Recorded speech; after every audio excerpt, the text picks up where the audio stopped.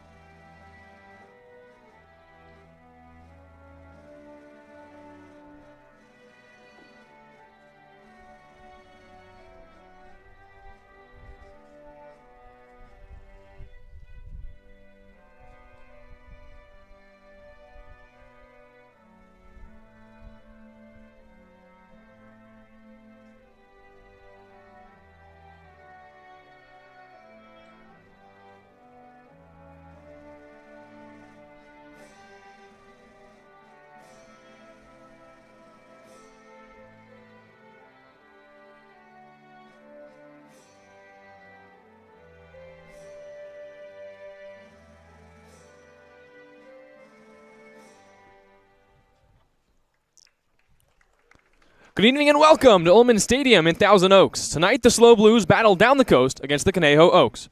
After 2 games, the Blues have a 1-1 record in the CCL. SLO opened league play with a 2-game series against the Santa Barbara Foresters, and the drama lived up to the rivalry. The Foresters broke away late to win Game 1 in Santa Barbara before traveling up to play Game 2 at Sinsheimer. The second game started with 6 scoreless innings for each side before the Blues struck for 5 in the 7th. Santa Barbara rallied back but stranded the bases loaded in the 9th to give the Blues a 5-3 victory. The Blues clinched the series split in front of the biggest crowd of the year. Now the Blues turn their attention to the 2022 CCL runner-up, the Conejo Oaks. The 2-0 Oaks dominated SLO as they worked their way to the CCL championship last year. Conejo took 6 of the 7 games between these two squads last summer, outscoring the Blues by a total of 54-30. The Oaks fell just short of winning their first CCL title since 2018, but are coming back with 10 returners and a vengeance this year. In Game 1 of this 2-game series, the pitching matchup is Fisher Johnson, the Blues' USC right-hander, versus Zach Creighton, a local product from Cal Lutheran for Conejo. Can the Blues start off on the right foot in the season battle with the Oaks, or will the Conejo continue their dominance? First pitch is on deck here on the SLO Blues streaming network. As we're here at Ullman Stadium, the Blues are preparing to come up here in the first inning, and here's how the Blues line things up. It's Jariah Lewis who starts in center field and DHs no Nin Burns today for the first time all summer. Jacob Ruley plays second base and bats second. TJ Adams, the right fielder from Arizona, hits third. Jason Hansen cleans things up and plays third base for the first time this summer. Trevor Schmidt back in the DH spot, he hits fifth. Zach Tellerman at first base hits sixth. Matt Spear behind the dish once again from San Jose State hits seventh. Cody Darcy hits in the 8th spot, the shortstop from Arkansas State. And then Giovanni Blanchett back in the lineup for the first time in 11 days after a shoulder injury. He plays left field and hits ninth. On the mound for the Conejo Oaks is Zach Creighton, a 6-foot, 190-pound right-hand pitcher who was a junior at Cal Lutheran last year. Did not pitch in 2023, but tossed over 20 innings as a sophomore in 2022. Creighton's readying things up here at Ullman Stadium, and we're just about ready for first pitch here between the Oaks and the Blues. Game 1 of 7 between these two teams. This is a 2-game series today and tomorrow here in Thousand Oaks at Cal Lutheran University. It's Jariah Lewis to lead things off for the Blues. Lewis, Ruley, and TJ Adams here in the top of the first. So Creighton, the right-hander, works from the stretch as the Oaks bring the third baseman Schwartzberg in with Lewis, the speedy left-handed hitter, at the plate. 0-0. And Lewis tags it to right, but on a low liner, and it is caught by the right fielder Carrillo, who came in on a dive and made a terrific one-hand catch for the first out. One pitch went out on Jariah Lewis. That ball looked like it was hit far harder off the bat. But Carrillo, the right fielder, who I think thought the same thing and backed up, had to come all the way in and dive to make the catch and retire the first out of the inning. And with Lewis down on one pitch, here's Jacob Ruley. First pitch, just a little bit late, 4:02 p.m. 0-0. And a fastball is low on Jacob Bruley from Cal State Bakersfield. The second baseman is 0 for 4 with a walk since CCL play started.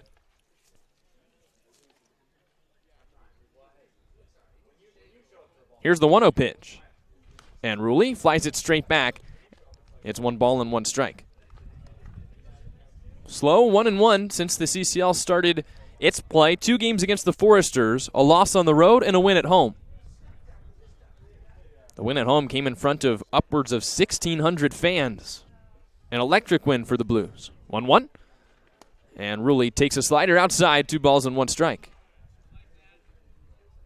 We thank you for joining us on the SLO Blues streaming network, just underway here at Ullman Stadium, the home of California Lutheran. 2-1. And Bruley takes a fastball for a strike. It's 2 balls and 2 strikes. Adams is on deck, the 3-hole hitter.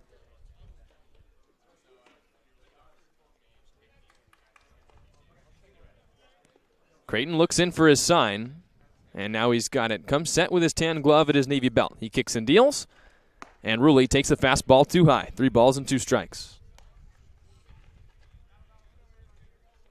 Top of the first, Bruley trying to get aboard for Adams and be the Blues' first base runner.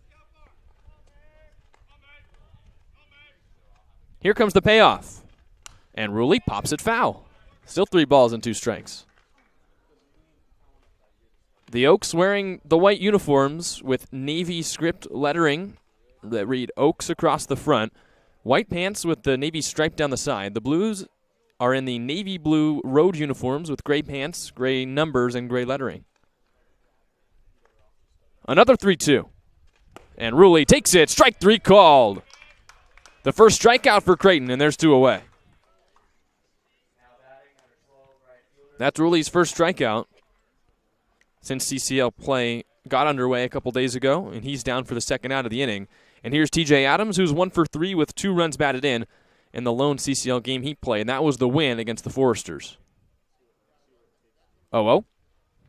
And Adams takes the slider, strike 1 called on the outside corner. No balls and 1 strike on the 3-hole hitter from the University of Arizona.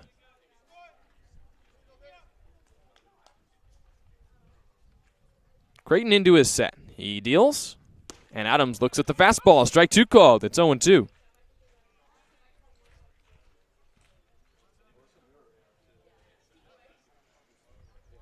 Creighton re-toes the rubber. Looking for a 1-2-3 first. He shakes his sign. Now he's got the one he wants. He comes home. And Adams takes a fastball outside. Just a couple of inches, maybe up to about half a foot outside. 1 ball and 2 strikes. Adams looking to get on for the 4-hole hitter, Jason Hansen. 1-2. And Adams takes the slider down low. 2 balls and 2 strikes.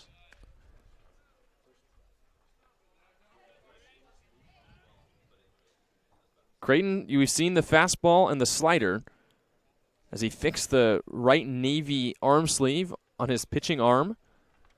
What will he go to here in a 2-ball, 2-strike count? He delivers. And Adams strikes out swinging. A 1-2-3 first for Zach Creighton. And we head to the bottom of the first inning. Still 0-0 here at Ullman Stadium.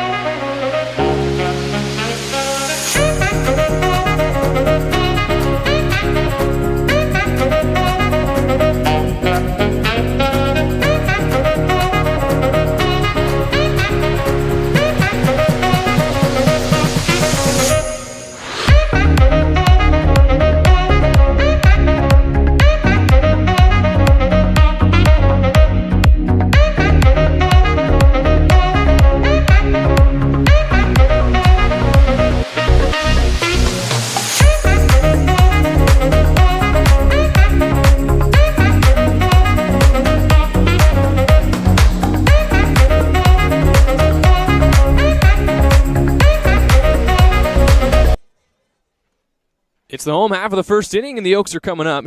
Here's how they line things up against the starter, Fisher Johnson, for the Blues. It's Austin Carrillo to lead things off. Zachary Schwartzberg is the dual hitter. Max Audet in the 3 spot. Zach Dode hits in the cleanup spot. Durfee, Jackson, and Wright, and then it's Blandino and Falskin to close things out. On the mound for the Blues, making his first start, it's Fisher Johnson, the right-hander from USC, a 6.10 ERA and 41 1/3 innings pitched last year for the Trojans. So he readies up, kicks and deals, and that's roped on the ground, straight through and into center field. Carrillo is aboard with a base hit. So on the first pitch, Johnson throws for the Blues. He gives up a hit, and he'll work from the stretch with a runner on. That was Carrillo's 3rd hit since the start of CCL play. The Oaks are tied for first in the South. They're 2-0 after 2 close wins over the Academy Barons, with comebacks in the 9th and 7th innings in those 2 games. They could very easily be 0-2, but they hit in clutch situations and came up with 2 victories. They're tied with the Riptide at 2-0. 0-0 is a line towards short, past the dive of Darcy, the shortstop, and into left field. Carrillo takes a turn around second. He's headed for third. There's no one at second base, and it's a double off of the bat of Zachary Schwartzberg. There are runners at second and third with nobody out.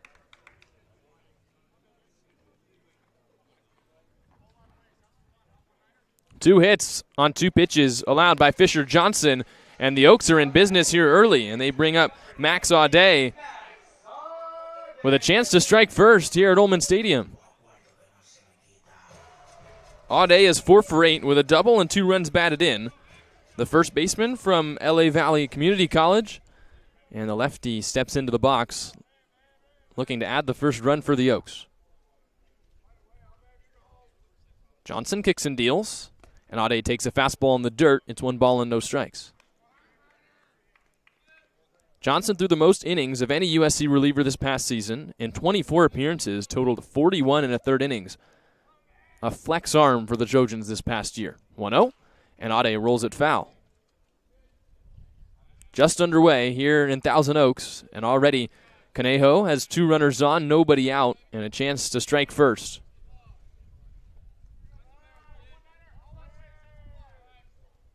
Johnson stares in, has his sign from Spear.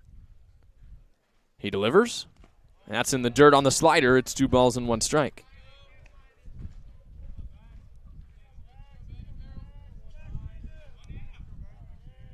Two and 1 the count on a dangerous left-hand hitter. In fact, this whole middle of the order for Conejo has dominated so far this season. 2-1. And Audet leaves that one out of the zone. 3 balls and 1 strike. Audet looking to be the 3rd straight batter to reach to start this game. He's ahead in the count. 3 balls and 1 strike. It's Carrillo at 3rd, Schwartzberg at 2nd. Johnson comes set and comes home. And Audet rolls it towards first. A run is going to come in to score, but it's foul. As the Blues were content to let that one roll into foul territory as the count moves full.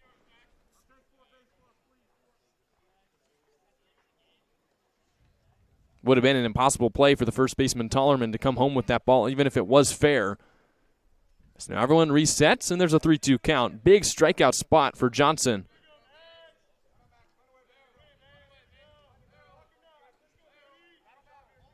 He delivers, and Audet strikes out swinging. Johnson gets the K he needed, and there's one away. Here's how the Blues line things up defensively here at Ullman Stadium. It's Blanchette in left field. Lewis gets the start in center over Nin Burns. TJ Adams in right again.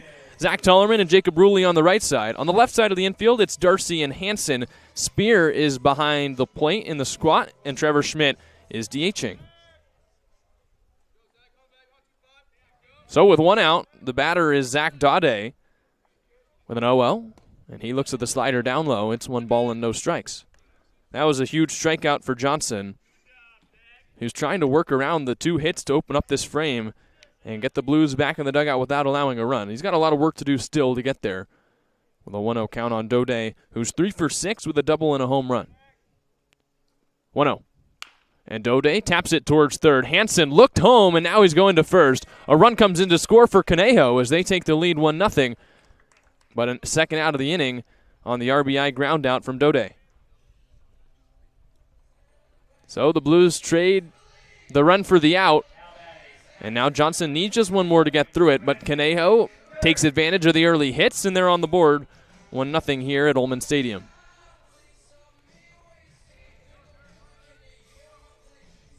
That's good things happen when you put the ball in play, especially with a runner at third and less than 2 outs. Here's Brandon Durfee, the Kowloon catcher, who takes a fastball in the dirt. Is 1 ball and no strikes. Durfee's 1 for 2 this season with a run batted in.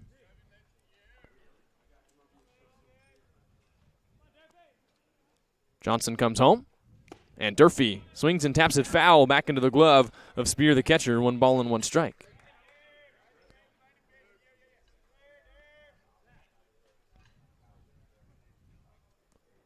Johnson getting the early jitters out in his Blues debut, trying to end the first and keep it at 1 run for the Oaks.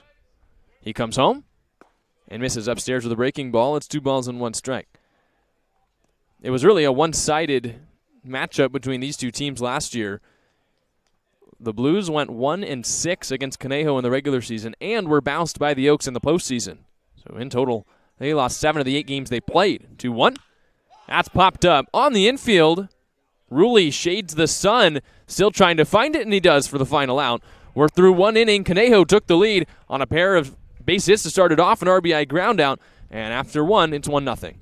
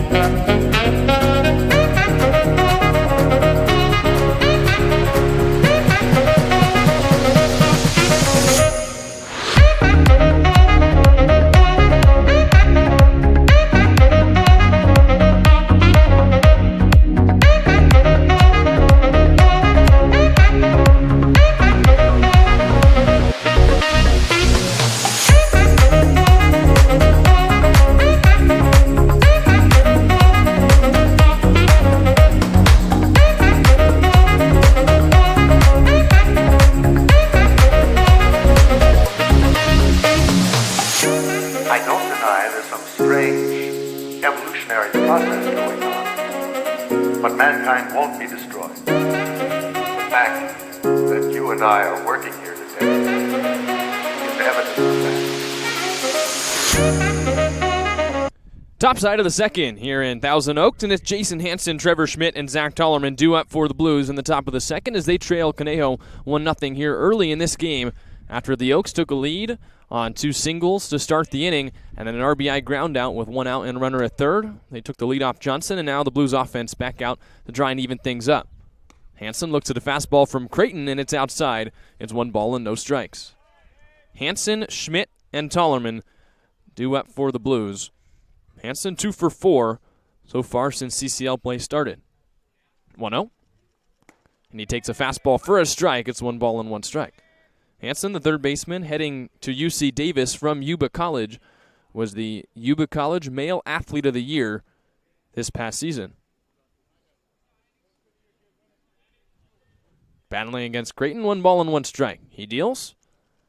And Hansen swings and misses at the breaking ball, 1-2.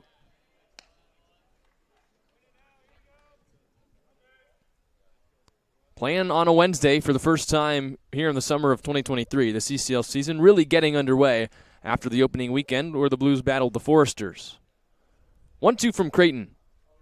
And Hansen nubs it foul back towards the on-deck circle.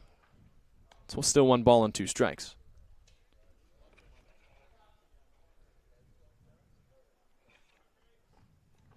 Schmidt is on deck. The left hand hitting DH. Hansen's normally DH'd for the Blues or played right field. Today's at third base. 1-2. And Hansen cracks it on the ground towards third. In comes Schwartzberg. Throws across his body a little bit low, but a stretch by Aude in time for the first out. So the Blues not hitting it hard against the starter, Zach Creighton. They've struck out twice. The soft fly out to right by Lewis, and now the ground out by Hansen.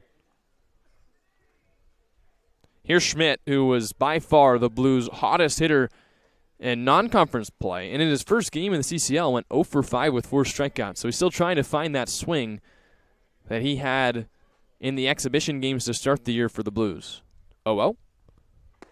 He takes a changeup outside. It's 1 ball and no strikes. But Schmidt was really the only everyday consistent hitter for the Blues. Seemed like every time you looked at the scorecard, he was a hit and a walk, 2 hits, 2 walks, as that's upstairs, 2 balls and no strikes. But the Foresters figured out how to deal with him. It was the high fastball that he chased a little bit too much in that game in Santa Barbara. So he's trying to rein things back in and find the sweet swing. Has a hitter's count, 2-0. And he unloads and fouls it back to the screens. 2 balls and 1 strike. The Blues' second road trip of the summer. This time it's a 2-game series where both games are played here in Conejo. The opening one against Santa Barbara was a home-and-home, where Saturday's game was played in Santa Barbara. Sunday's game was played back at home at Sinsheimer Stadium. 2-1. And Schmidt takes the fastball outside. 3 balls and 1 strike. Blues still looking for their first base runner. And Schmidt's ahead in the count, 3-1.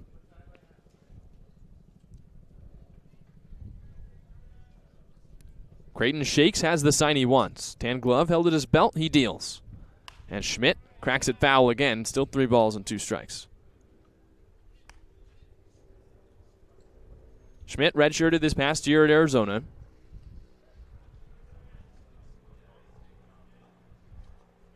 And the Wildcat left-hand hitter stares out at the Cal Lutheran right-hander. Waits for the 3-2. Here it comes. And he takes it low. A walk for Trevor Schmidt, and that's when he's right. You see him taking those pitches out of the zone, and he reaches to be the Blues' first base runner here today. So Schmidt's aboard with the walk, and here comes Zach Tollerman, the right-handed hitting first baseman from Cuesta College.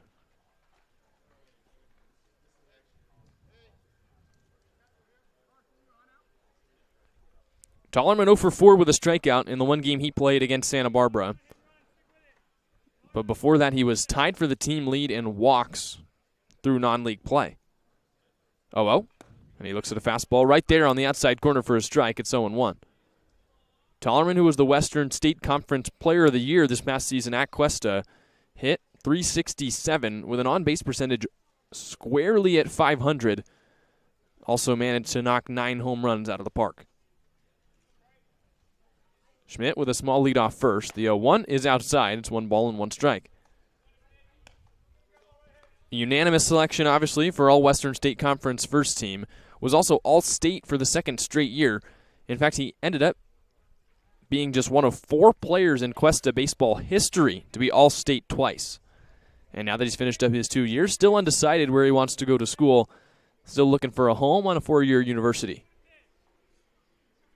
1-1. That's in the dirt. 2 balls and 1 strike.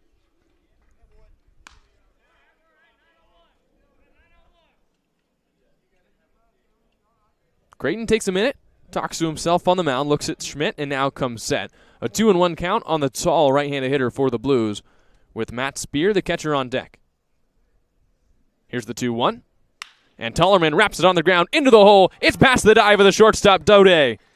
And into left field, Zach Tollerman is aboard with a single. That's the Blues' first hit, and there's runners at first and second with 1 out.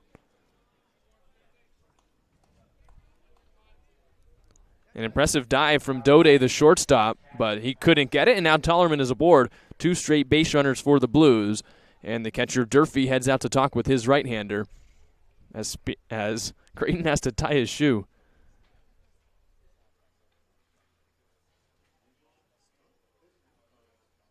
So conversation going on at the mound. With Spear coming to the plate, the San Jose State catcher joined the Blues a couple of days ago, and gets another start behind the plate. A .247 average this past season for the Spartans.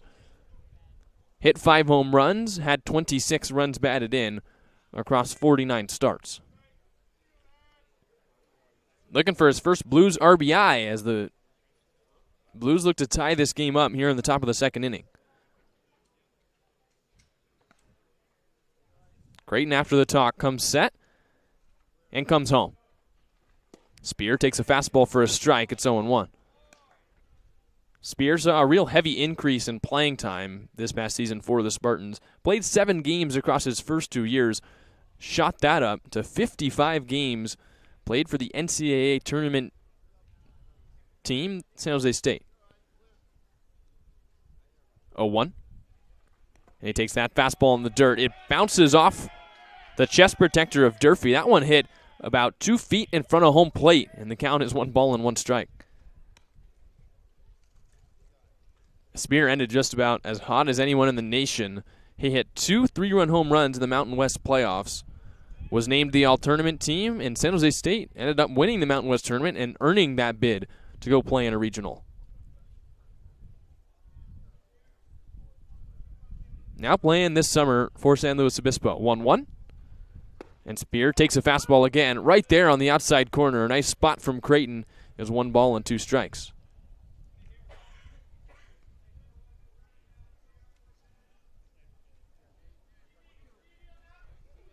Spear got a battle up with 2 strikes. 1 out and 2 runners on for the Blues. It's Schmidt at second, Tollerman at first. Creighton delivers, and Spear takes the breaking ball outside. 2 balls and 2 strikes.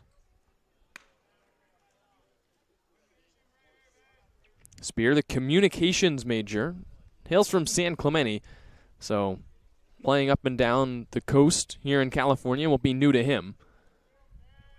Trying to come through here in the second for the Blues, who trail by 1. 2-2. And he takes a fastball high, 3 balls and 2 strikes. The last 2 hitters have reached for the Blues. Spear looking to make it 3 in a row. Schmidt walked after Hansen grounded out, and then Tollerman got his first hit of league play, and he stands at first.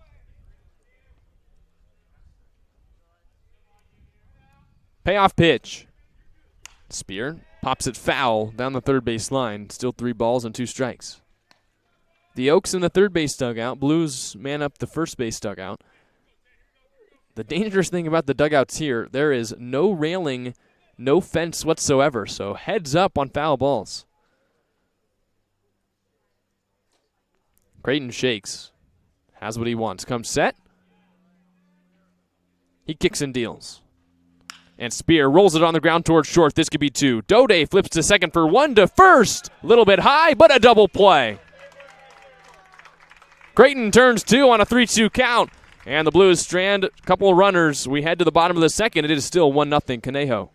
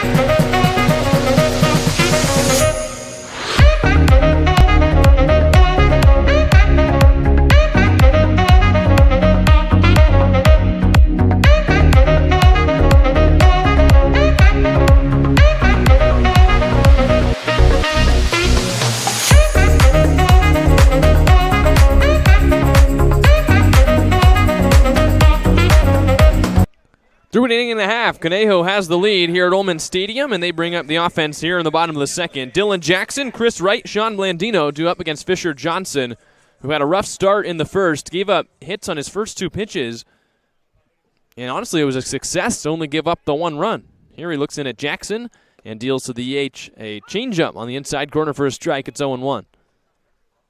Carrillo singled and Schwartzberg singled right after him. And just like that, it was runners at second and third to start the first. That breaking ball is outside, 1-1. Johnson then got a strikeout. The fielder's choice ground out that knocked in the run, and then got Durfee to pop up to end the inning. 1 ball, 1 strike. Here's his pitch. And that is a perfect slider, swing and a miss at the bottom of the zone, 1-2. Jackson, the designated hitter from Cal Poly Pomona, is 2 for 7 with 1 of the 2 home runs that the Oaks have hit so far this summer. Here's the 1-2. And he chases it down in the dirt, and Johnson has his second strikeout. Throw down to first to finish it off. There's 1 away. When Johnson's right, that's the pitch you're going to see. The slider down in the zone. It's hard to lay off when you're trying to catch up to the fastball. And he gets the strikeout. And this is a better start to the inning, I think, than he would say about the first. With 1 away, here's Chris Wright. Wright, the left-handed hitting left fielder from Sonoma State, is 0 for 3 with a run batted in. Here since CCL play has started. The Oaks did play 1 exhibition game that they won. So in total, they're 3-0. But in CCL play, 2-0 with 2 wins over the Academy Barons. 1-0 pitch. And Wright takes it outside again, 2-0. Conejo tied for the lead. First place in the South Division with the Orange County Riptide. They finished second in the South last year, 2-0. And Wright tags it towards first. Tollerman knocks it down, and it trickles into right field for a base hit. The second baseman, Rulli, over to corral it. His throw goes to second, and another hit for the Oaks. Wright is aboard. The Oaks finished second in the regular season, and with Santa Barbara leaving to go play in the NBC World Series, they were technically the first seed out of the South, made it all the way to the championship game in the CCL before losing to the Healdsburg Prune Packers. But the Oaks were just a game or 2 away from winning their first CCL championship since 2018. So right with the Oaks' third hit, and here's Sean Blandino, the left-handed hitting center fielder. 0-0. And Blandino takes a fastball for a strike. A lot of lefties in this lineup for Conejo. They have 5 natural left-handed hitters, as well as the on-deck hitter Carson Falskin, who switch hits. So Fisher Johnson is going to come up against 6 left-handed batters his first time through the order. 0-1. That's in the dirt on the changeup. 1 ball and 1 strike. One of the big reasons that Conejo was able to have such a successful season is they played the Blues really well. I was talking with Luke Pemberton before the game, who was here last season, and he just remembered that every single game, Conejo would find a way to beat the Blues. 1-1. And that's rolled on the ground. Broken bat, grounder to second. Rulli goes to second for 1 to first. Not in time, as Blandino has too much speed, but the Blues get the lead runner, and there's 2 away. Firewood heading back to the Oaks dugout as that changeup got Blandino to roll over, and it sounded from here like it surely broke the bat. Right erased from the base pass. Blandino is now at first after the fielder's choice, and with 2 outs, the batter is the switch hitter Carson Falskin, second baseman from NC State. He swings to the first pitch, tops it towards first. Tollerman has it, takes it himself to the bag for the final out. Through 2, it's still 1-0 here on the SLO Blues streaming network. Blues coming back up.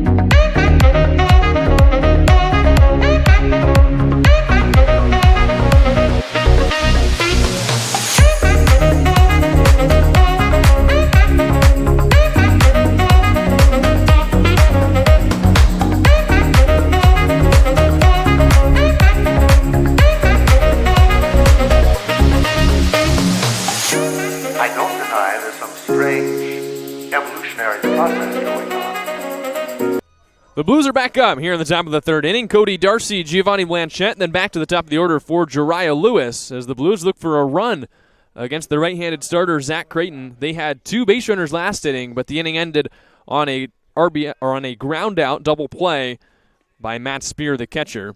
6-4-3 to end the frame, and so Cody Darcy leads off this inning here in the third. Creighton, the right-hander from the first base side of the rubber, deals, and Darcy takes a fastball, spotted up on the outside corner. It's 0-1. 1 run for the Oaks to start this game. That was in the top of the first inning. Fisher Johnson, a much better second, gave up the ground ball hit, but then got a couple of weak outs and didn't allow a run as the count 1 ball and 1 strike on Cody Darcy. Darcy's 0 for 5 with 3 walks, though, since CCL play started in those 2 games against the Foresters. 1-1. And he taps it foul back to the screen. It's 1 ball and 2 strikes. Darcy, a veteran presence, has played 5 years at the collegiate level, 3 different schools, but the eye is the one thing he's really brought with him this summer. This past season at Arkansas State, his 3rd school, and 200 at-bats. He had 54 hits, good for a .270 batting average, OPS around .775. Had 4 home runs with 46 runs batted in.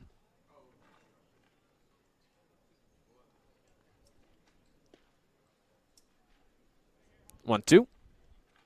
And Darcy taps it foul, this time down the third baseline.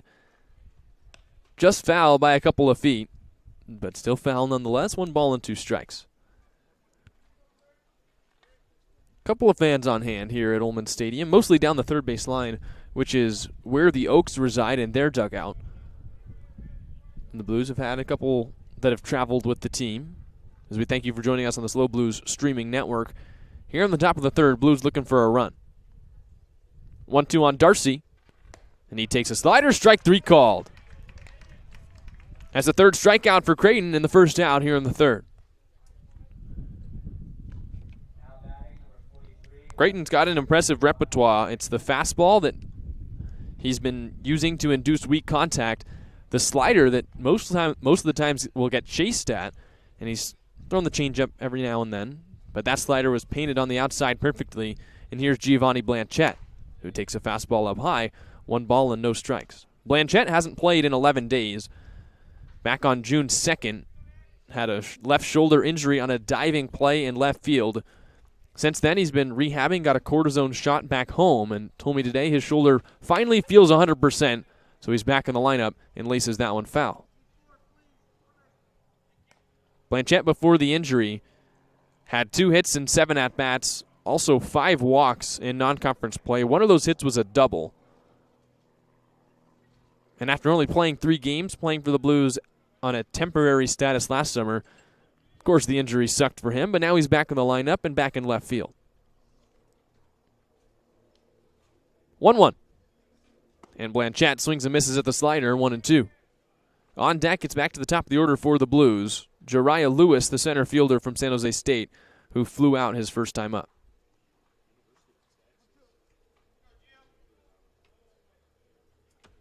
Two strikes on Blanchette. Here's the pitch. And Giovanni takes the slider on the outside corner. 2 straight looking Ks in a row for the Blues, and there's 2 outs. Hard to place it much better than that if you're Zach Creighton. And he's got the bottom of the order looking for San Luis Obispo, and now we're back to the top in Jariah Lewis.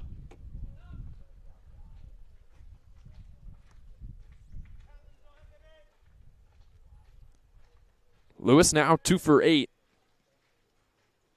in CCL play. Flew out on a soft sinking liner to right field in his first at-bat, and he pops that one out of play, 0-1. The debut for Lewis was as impressive as they come. He hit for 3 legs of the cycle, and they were the 3 hardest legs. A double in his first at-bat, a triple in his second at-bat, and then hit the Blues' first home run of the summer, his 3rd time up. Came up for a 4th time, and grounded out to first, broke his bat. We asked him after. He said he was pressing for the cycle because he's never hit one at any level in his career. Came just shy, but an excellent debut nonetheless. He looks at the breaking ball outside, 1 ball and 1 strike. Lewis, since CCL play started, has been a menace once he's gotten on base. 3 stolen bases so far across 2 games. and he was just barely thrown out going for a fourth. 1-1, and he swings and misses. Creighton pulled the string on him with that slider, and it's 1 ball and 2 strikes. Creighton looking to strike out the side here in the third and keep Conejo on top 1-0.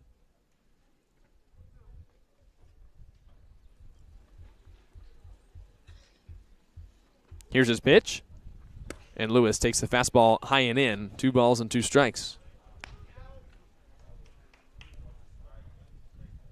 Game 1 of 7 games that these teams will play against each other in the regular season. And with the way that the South tends to work out, don't be surprised if they match up against each other in the playoffs as well. 2-2. And Lewis takes the changeup outside. 3 balls and 2 strikes. A walk to Lewis oftentimes is basically like allowing a double with the kind of speed that he has. So he's trying to reach with 2 outs. On deck, if he does, is Jacob Ruley, the second baseman from CSU Bakersfield. Payoff. And Lewis tops it in the air towards center field. In comes Blandino, the center fielder, who calls for it and makes the one-handed catch for the 3rd out. The Blues have come up through 3 innings. They haven't scored a run. So we head to the bottom of the 3rd. It is still 1-0 Oaks.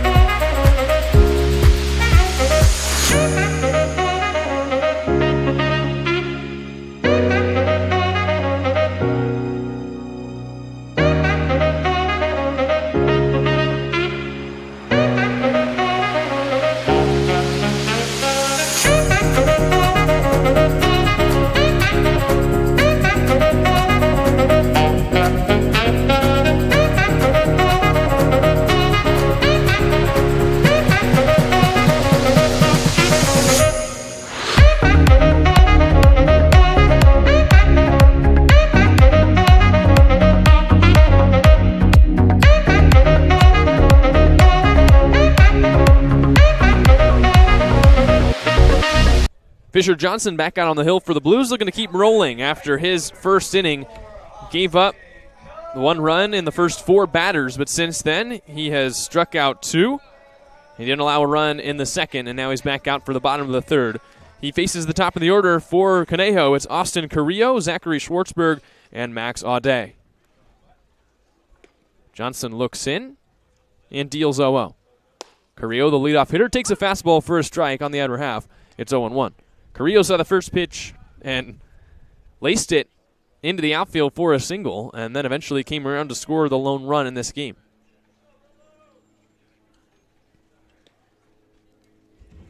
Here's the 0-1 offering, and Carrillo takes the changeup low. 1 ball and 1 strike.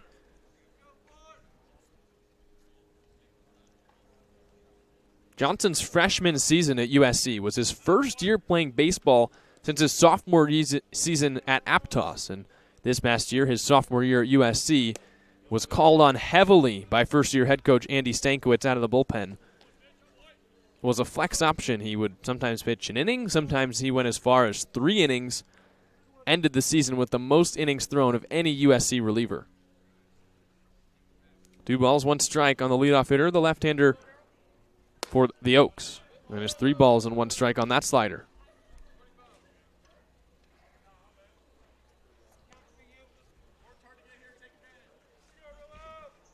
So from 0-1 to 3-1, and now Carrillo in the driver's seat, looking to be aboard for the second time in the last 3 innings. 3-1 from Johnson, and Carrillo takes the fastball way outside. It's a leadoff walk.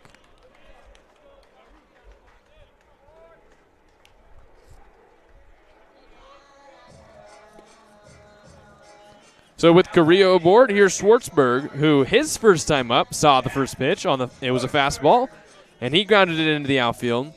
The first 2 hitters for Conejo back in the first inning didn't wait long. Through 2 pitches, it was second and third for the Oaks. Eventually, Carrillo came around to score, and Schwartzberg was stranded at third as the pickoff move goes to first, and Carrillo's back in safe.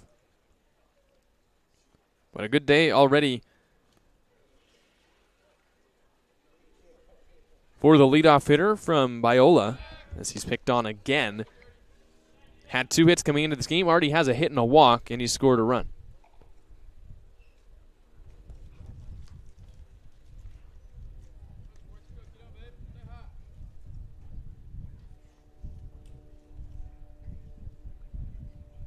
Oh, runner on the move.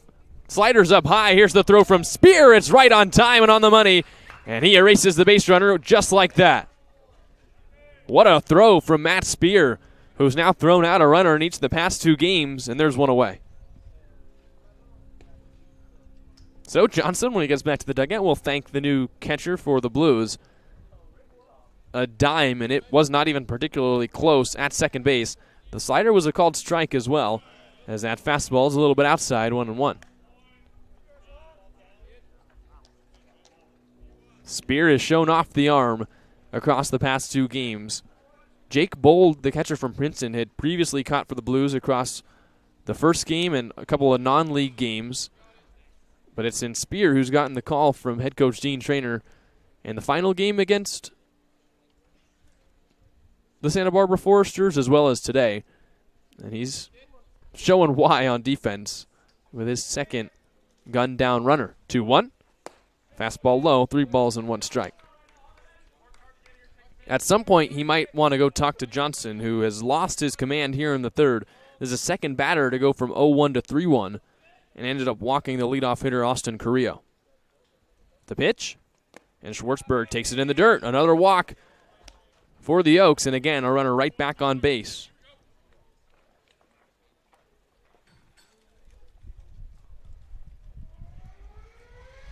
Johnson, a reliever at USC, wants to start next year, and he's gotten the start for the Blues today, who are trying to get as much length out of him as possible. The Blues are low on pitching arms at the moment. They'll get more throughout the summer, but they've got a lot of guys that relieved in college, and so they're just looking for length from anyone right now, and Johnson looking to give it to him as there's a ground ball to second base. Ruley flips to Darcy for 1, and the throw from Darcy is wide. So the Blues can't turn the double play, but another out on the fielder's choice. That was an awkward play. Ruley was so close to the bag that he could have taken it himself, but that would have taken him away from first base if he ran it all the way to the bag. But it didn't seem like Darcy was ready to collect the ball and then throw. I think you saw that reflected in his throw, which was a little bit wide. So 2 outs, and Zach Dode, who hit the RBI ground out in the first, coming up.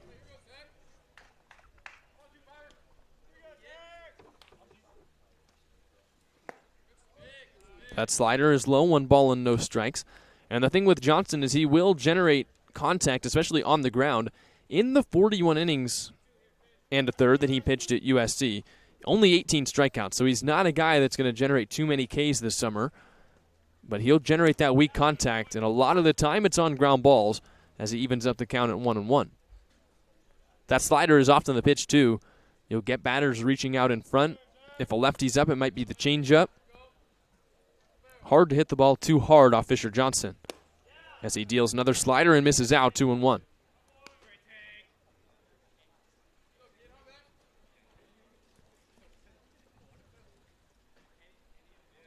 Johnson looking to get through the third and keep the Blues within 1 here at Ullman Stadium. He shakes twice, now a third time, and finally has the sign he was looking for from Matt Spear. Spear shows an outside signal, and Johnson deals a fastball that's popped up into center field. Lewis, the center fielder, broke back, shields the sun with his sunglasses, and makes the 2-hand catch for the final out. Through 3 innings, it's still 1-0. We'll be right back on the SLO Blues streaming network.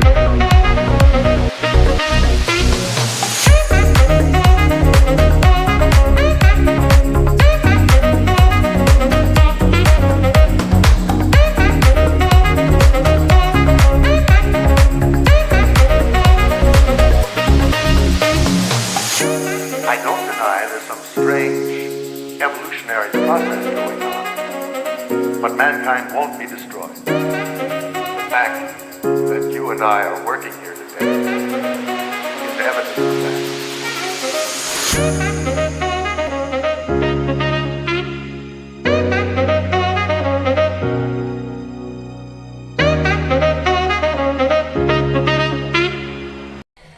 New pitcher on the mound for the Conejo Oaks. So Creighton only goes 3 innings, and in relief, it's DJ Contreras, the right-hander from the College of Southern Nevada. Did not play this past season, but he toes the rubber. The native from Las Vegas, Nevada, is in here in the 4th, and that might be a sigh of relief out of the Blues dugout. They were not seeing the starter, Zach Creighton, all that well. In fact, they only had 1 hit. It was a ground ball through the left side for Zach Tollerman. Only 2 base runners, and then it was the double play that Creighton got back in the 2nd. So the Blues only got up 1 hitter over the minimum through 3 innings against Creighton. So this might be another fresh arm that the Blues are happy to see as Contreras deals from the windup, and it's high on Jacob Ruley. Ruley struck out looking his first time up. Creighton had the 4 strikeouts in the first 3 frames. So for the Blues, this might be a welcomed sight on the mound. 1-0. And Ruley takes a fastball for a strike. It's 1-1. Ruley, Adams, and Hansen due up for the Blues, who trail by a run here at Ullman. 1-1 the count. Here's the pitch. Ruley takes a fastball inside. 2 balls and 1 strike. Slow 1-1 in CCL play. As we've mentioned a couple times, Conejo's 2-0. The Blues want to compete this summer at the top of the CCL South. Conejo's a team they have to beat. As Ruley swings through that one, 2 balls and 2 strikes.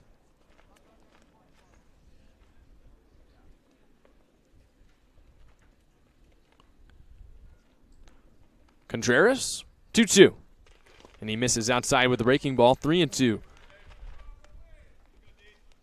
And this Conejo team returns 10 players from last year, so there's some impact guys that will be coming back from the team that was so dominant against San Luis Obispo last year as the Blues try and turn the tables. 3-2. That's down low, and it's a leadoff walk for Ruley, and a base runner immediately after the pitching change for the Blues. Ruley with his 2nd walk of league play with speed on the base paths for San Luis Obispo, and TJ Adams comes up. Sparky Anderson Field here on the campus of California Lutheran University. Ullman Stadium, where the next 2 games will be played for the Blues. Oh, well. Adams pops it up, back and out of play.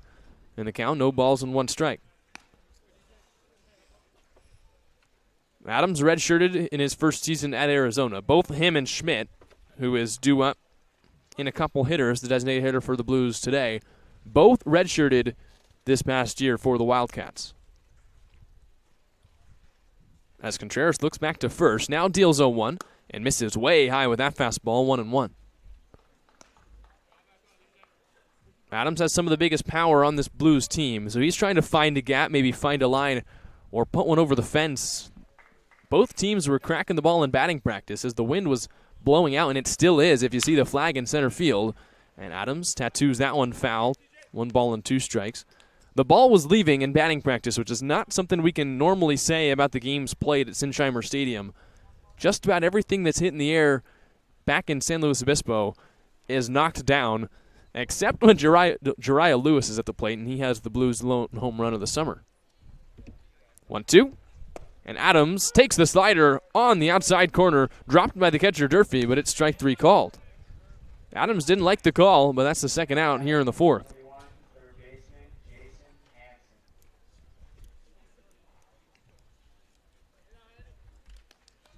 So with 1 away, the batter is Jason Hansen. Adams striking out for the 2nd straight time, 1 swinging and 1 looking. And Hansen, who grounded out his first time up, steps up to the plate. Oh, well. Runner on the move. Fastball's up high. Here's the throw from Durfee. Ruley is in there. The ball bounces away into left field, and Ruley is on his horse towards third. Stealing 2 bases for 1, and he puts himself at third base with just 1 out, a run 90 feet away for the Blues. It was a perfect throw from Durfee.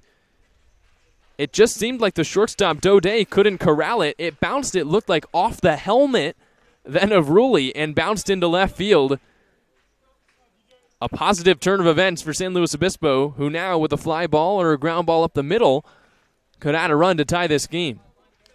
The pitch as well was called a ball. It's 1-0. 1-0. And Hansen hits a fly ball to right field. This is sure to be deep enough to score Rulli. The right fielder Carrillo camps under it, makes the catch. Here comes Rulli on the tag, and this game's tied. It's 1-1 on the sac fly from Jason Hansen. So the Blues play small ball, get the stolen base, the sacrifice fly, and they tie this game up. Right after the pitching change, the Blues strike for a run, and it is 1-1. Credit to Jason Hansen for getting that one in the air. His job changed with the stolen base, and he accomplished what he needed to as Trevor Schmidt breaks his swing down, and it's 0-1.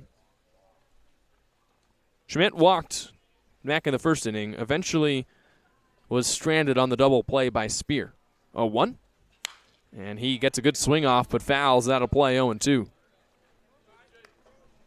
The Blues are on the board on the RBI sac fly from Jason Hansen. It's 1-1 as Rulli came around to score. 0-2. And Schmidt pops it up down the right field line, hooking towards the Blues bullpen. That would have had enough to be gone, as it didn't sound like it was hit all that hard off the bat, but carrying out to right field. If you see the flag out in left center, that one got a little help with the wind. Would have been a home run, but it was foul. Schmidt looking to recreate the swing, keep it in fair territory. Still an 0-2 count. Here's the offering, and he takes the changeup low, 1-2 strikes. Schmidt has effortless power. It's noticeable in batting practice. We've seen it throughout the season. Just trying to battle up with 2 strikes. 1-2. He spits on that one outside, 2 strikes. And it felt like with all the walks and singles that Schmidt was getting, he was almost pressing a little bit for an extra base hit in the game against the Foresters, and that's when the 4 strikeouts came. 2-2. He takes a fastball outside, 3 strikes. The eye is being used today by Trevor Schmidt. A walk in the second and a 3-2 count here in the fourth. Contreras shakes.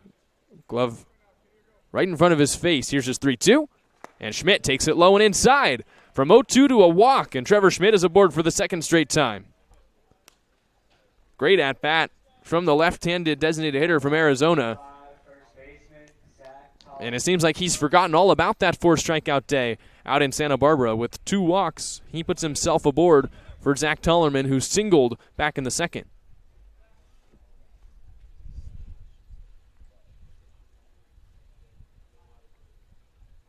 Contreras from the stretch deals 0-0, and the slider is down low. It's 1 strikes. Tollerman had that single. It was a ground ball into the hole on the left side. Dode, the shortstop, made an excellent dive opportunity, but it bounced off of his glove and into left field for Tollerman's first CCL hit this year.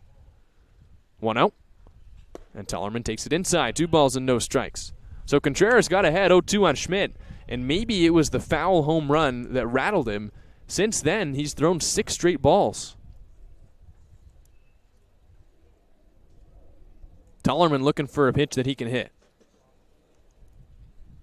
2-0. That's not one. It's inside. 3 strikes. On deck, if Tollerman could reach, would be Matt Spear,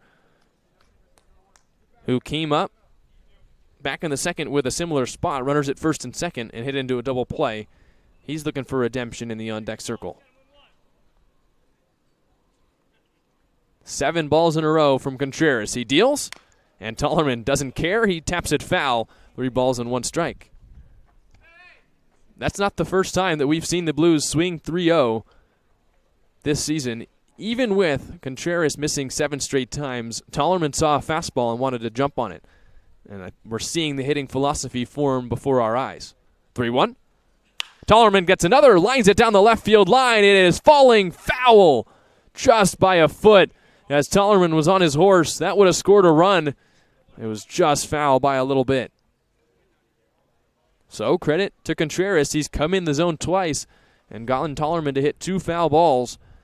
And now with a 3-2 count and 2 outs, Schmidt will leave from first.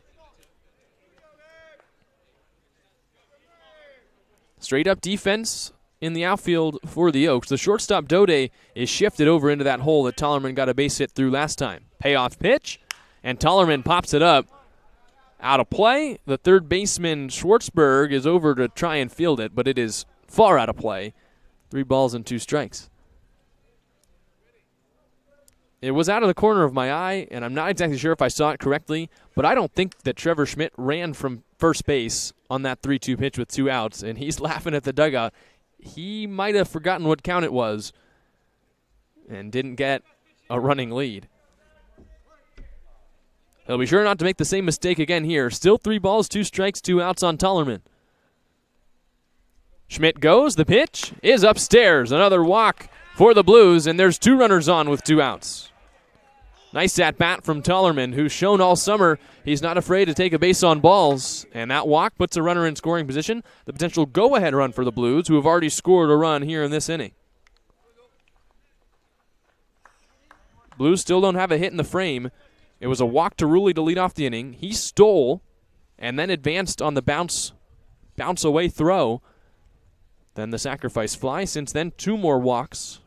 Brings up Matt Spear looking to knock in another run and give the Blues the lead. The pitch is on the outside corner for a strike, 0-1. Spear hit the 6-4-3 double play to end the second. He had worked a 3-2 count, hit it hard, but it was right at the shortstop Dode.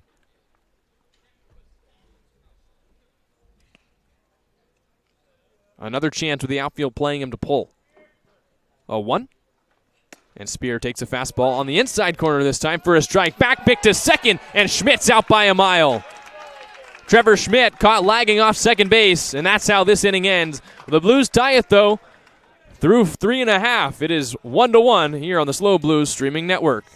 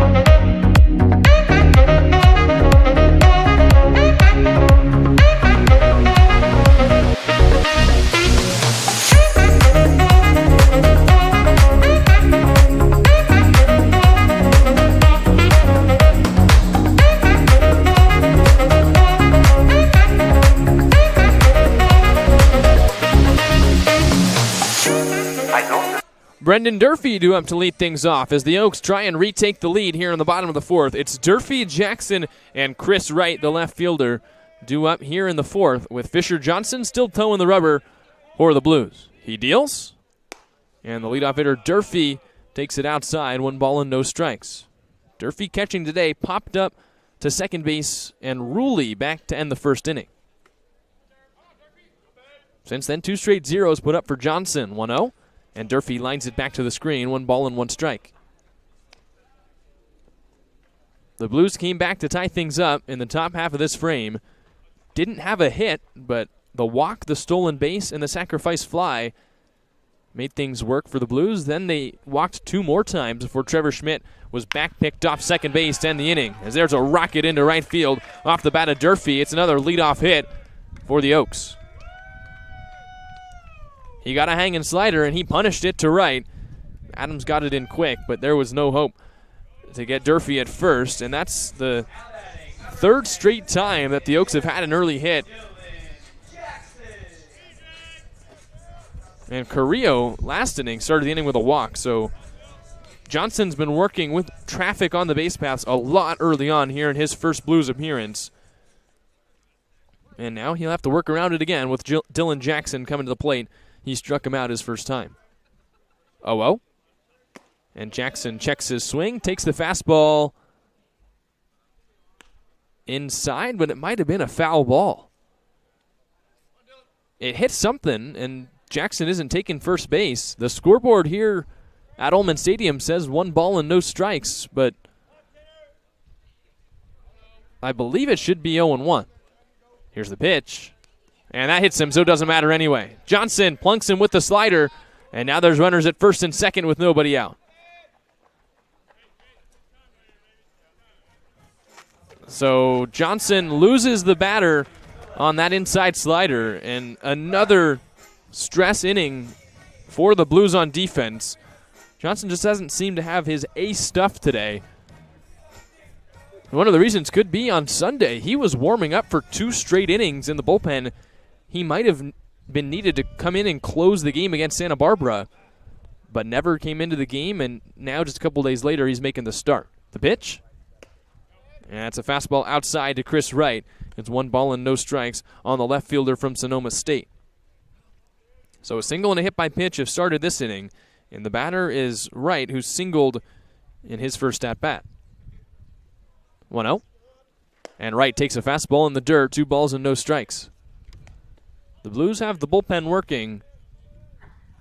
There's a right-hander warming up awfully quick behind Johnson. Oaks with a chance to retake the lead. Here's the 2-0. And Wright chops it towards third. Hansen comes in, drops the ball, and there's no play. It was a short chopper to third. Hansen wasn't sure whether to go to first, go to second, maybe tag his own bag.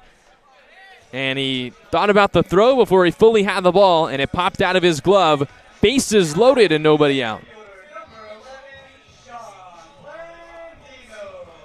A tough turn of events as Johnson might have just rolled a double play ball, and now he'll have to work around the error by Hansen at third. Bases loaded, nobody out, and the batter is Sean Blandino, who hit into a fielder's choice his first time at the plate. Johnson needs to bear down as Blandino swings and misses at the fastball. It's 0-1. Always a tough deal when you're a pitcher, not only to pitch with the bases loaded or the bases loaded with nobody out, but to find a way to work around an error on defense. The Blues play the corners in, the middle back to try and turn a double play. 0-1, and Blandino flies it foul down the third base line, 0-2. It's a strikeout spot if I've ever seen one. Or if Johnson can roll a ground ball to either of the corners, the Blues would come 4-1. It seems as if they're content to trade a run for 2 outs on a ground ball up the middle, but Blandino has center fielder speed coming out of the left-hand batter's box. 0-2. And a fastball upstairs, 1 ball and 2 strikes. Johnson, the first time through the lineup, had 2 strikeouts. Now through 7 hitters, he doesn't have a K the second time through the order. 1-2. Blandino strikes out swinging. So much for that, as Johnson strikes out the center fielder for the first out. Well, that's a big get. Now Johnson can roll a double play to get completely out of the inning. And the batter is Carson Falskin, the switch-hitting second baseman batting left-handed, who grounded out to first base in his first at-bat.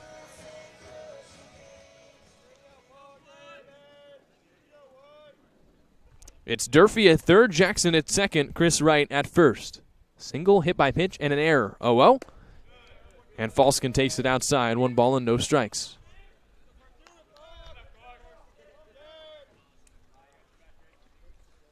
Johnson gave up 45 hits in 41 1/3 innings this past year at USC. Couple outings that ballooned his ERA, but he was an effective reliever all year. As Falskin takes a fastball for a strike, Johnson was always good at getting out of these situations. One of those guys that pitches to contact. Sometimes it goes the wrong way as balls find gaps or find holes on the infield. But for the most part, really good at inducing weak contact, including ground balls. 1-1, and Falskin swings and misses. A slider right past his ankles, and it's 1 ball and 2 strikes. On deck is the leadoff hitter, Austin Carrillo, who's reached base in both his at-bats against Johnson.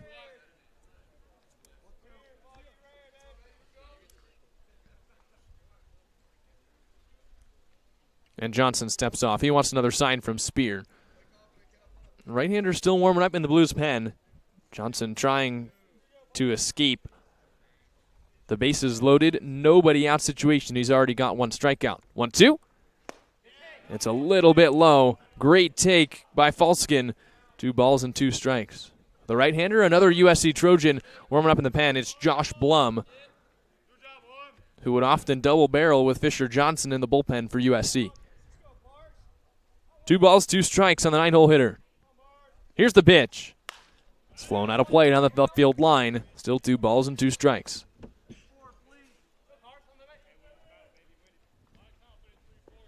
The Oaks scored their 1 run in the first. Here in the top half of the 4th inning, the Blues got the run back, but Conejo a chance to take the lead and really pour things on.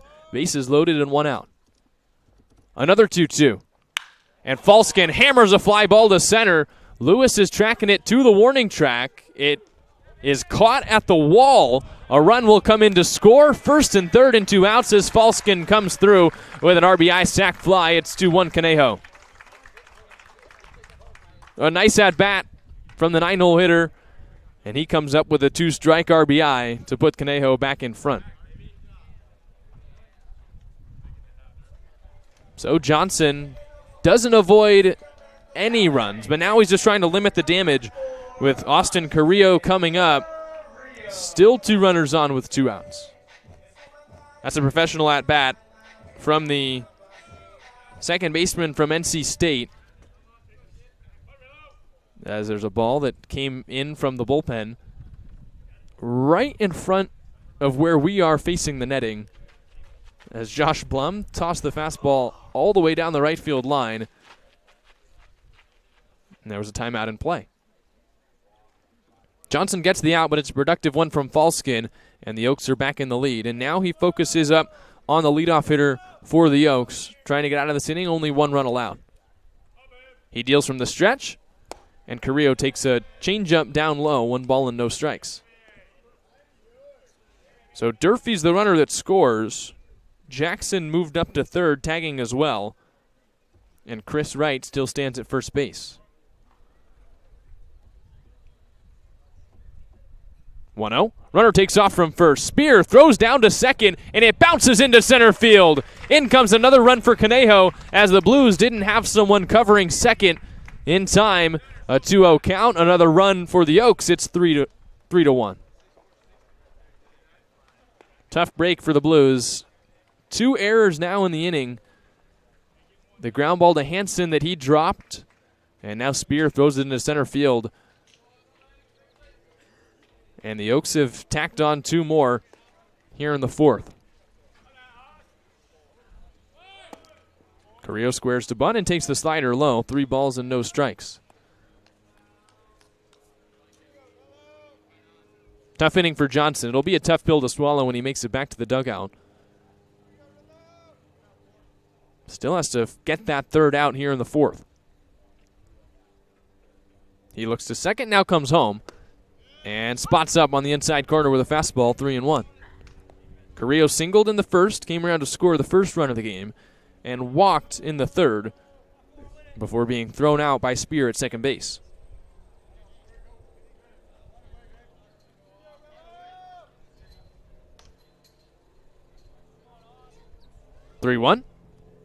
And Carrillo laces it to first, right at Zach Tollerman, who went down to Anita corral it, covers the bag himself, and gets the 3rd out of the inning. Through 4 innings now, it's 3-1 Conejo after they score 2 unearned runs on Fisher Johnson here in the bottom half of the 4th.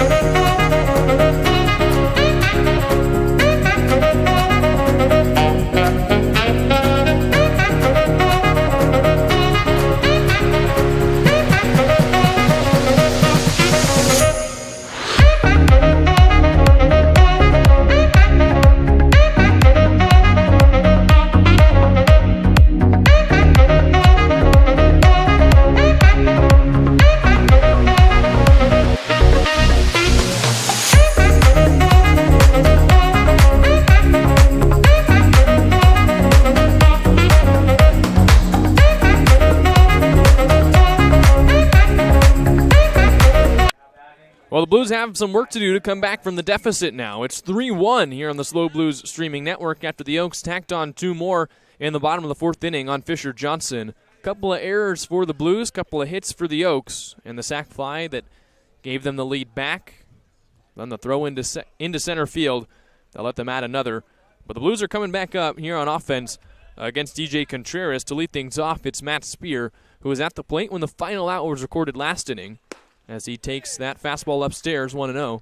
Spear was batting, looking for an RBI opportunity to give the Blues the lead when Trevor Schmidt was picked off second base by the catcher Durfee. 1-0. And Spear hammers a fly ball deep to right field. Turning around is Carrillo. It's gone! A laser home run for Matt Spear. And the 2 Spartans have the first 2 home runs for the Blues in 2023, and they get a run back. That one got out in a hurry as Spear rounds, touches home plate, and he's let his hot streak from the Mountain West tournament continue here in San Luis Obispo. It's 3-2.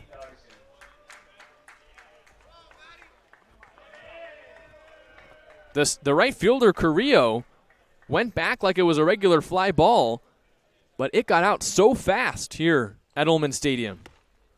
And the key is hit it down the line, as Spear has put the Blues back on the board, and the Blues immediately get that run back.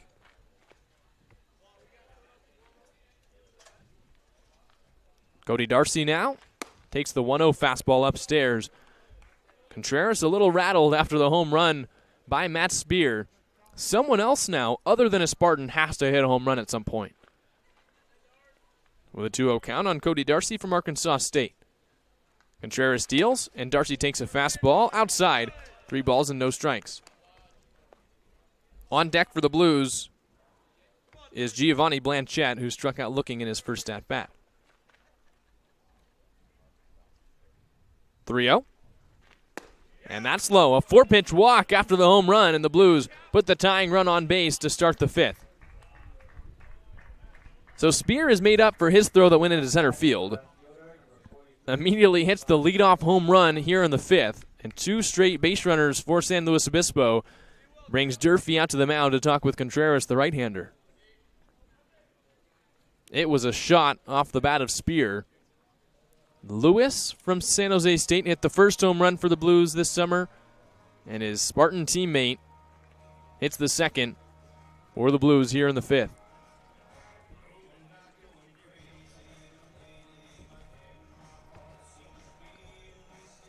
Meeting still ongoing on the mound, and Giovanni Blanchette is coming up. Blanchette, as we talked about in his first at-bat, was dealing with that left shoulder injury, but he stretched it out over the past week, got the cortisone shot, went back home. And he told me last week that it was just a matter of stretching it out over the weekend, and he'd be back in the lineup sometime this week. The first opportunity for him to play here on Tuesday in the Blues' first of 4 games this week, and he's in the lineup for Dean Traynor and in left field. Here his second at-bat of the day, his first against Contreras, and he takes a fastball low. Darcy's at first after he walked, and Blanchette, who's had nearly 2 weeks off with the injury, is at the dish.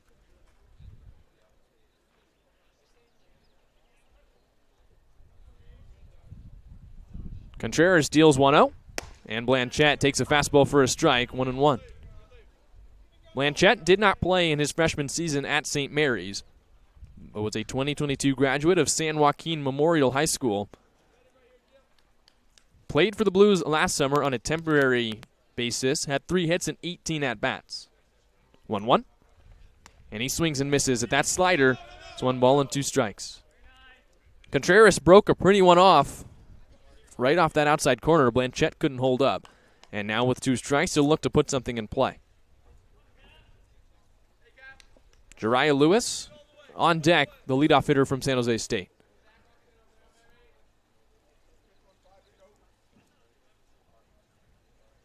One, two. Blanchette takes that slider in the dirt. Running from first is Darcy on the ball in dirt, and he takes second to put himself in scoring position. Nice heads-up base running from the 5th-year senior. He read dirt as it bounced off Durfee, the catcher, and was able to take the bag.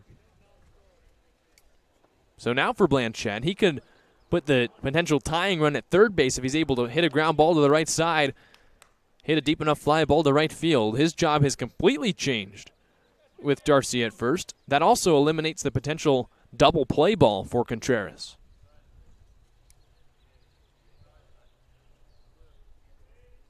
2-2.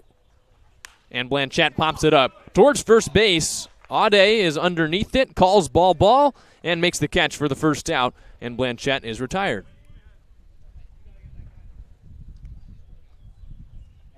So a non-productive out for the left fielder from St. Mary's, and now Jariah Lewis, the leadoff hitting center fielder, comes up with one out and a runner at second. It's monumental for Lewis to be leading off and playing center field for the Blues. Nin Burns II was the only Blue to have played in all 11 games and had gotten 11 starts. And this is the first game he's not in the lineup for Dean Traynor. Lewis tattoos a ball to center field. It's falling in front of Blandino, the center fielder. His throw gets cut off by the first baseman, Aude. It's runners at the corners with one out. Lewis wasn't waiting around. Got that fastball, sent it to center. And the two Spartans have the two hardest hit balls of the day for the Blues. And now they've got another chance to add a run with Jacob Ruley coming up.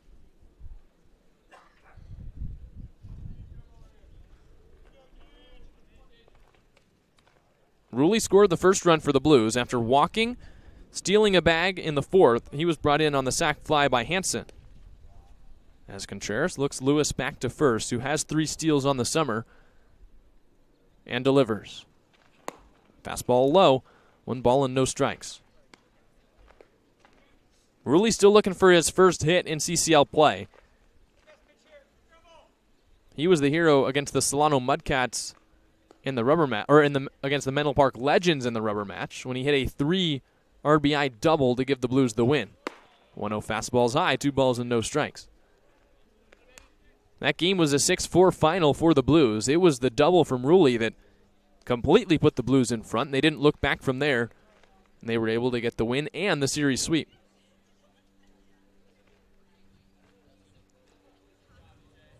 Here's the 2-0. Ruley lines it back to the screen. 2 balls and 1 strike. He was on it. It was foul. And now the count, 2 balls and 1 strike.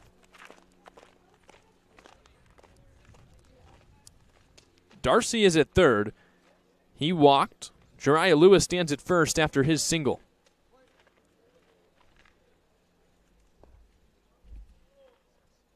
Contreras from the stretch. Mint glove held at his Navy belt. He deals. Lewis takes off for second. Here's the throw down from Durfee. It is not in time. The Blues bring a run home as the Oaks stop paying attention to Ruley at third, or Darcy at third, and he comes in to score. It's 3-3. The Blues play a trick on the Oaks to tie the game. Lewis safe at second. Darcy safe at home. And now Ruley with an ability and a 3-1 count to give the Blues the lead again. It's a play you see in Little League every year, and the Oaks didn't know how to handle it. They threw all the way down to try and get the out, but with one out, the Blues would be even fine if that was the case. They'd come across to tie the game either way. 3-1 to Ruley, who bends back out of the way of that fastball and takes it high and in. A walk for Ruley. Puts another runner on for the Blues. It's first and second, 1 out. That was Lewis's 4th stolen base since the CCL started league play. And now you see down the left field line that the Oaks are going to get someone warming up, with Contreras struggling here in the 5th. 2 runs for the Blues here in the frame to immediately come back to tie this thing up. Lewis takes off for third. He had a running start, and Adams tattoos a fly ball to deep center field. Blandino back to the wall as the Blues base runners have to retreat. Lewis had third base stolen with ease, but the fly ball from Adams makes him head back to second. There's two outs. Weird play. Normally, if you see the runners take off with an 0-0 count, the batter will almost automatically take. But Adams got a fastball center cut. Sent it about 390 feet to center field and missed a home run by about 10 feet. And so the Blues had to bring both runners back. Here's Jason Hansen, sacrifice fly, They put the Blues on the board in the fourth. Runners take off again. Throw back to get the trail runner, Rulli, and he's in standing up. A double steal for the Blues, and it's second and third. They knew it was coming, and it still worked.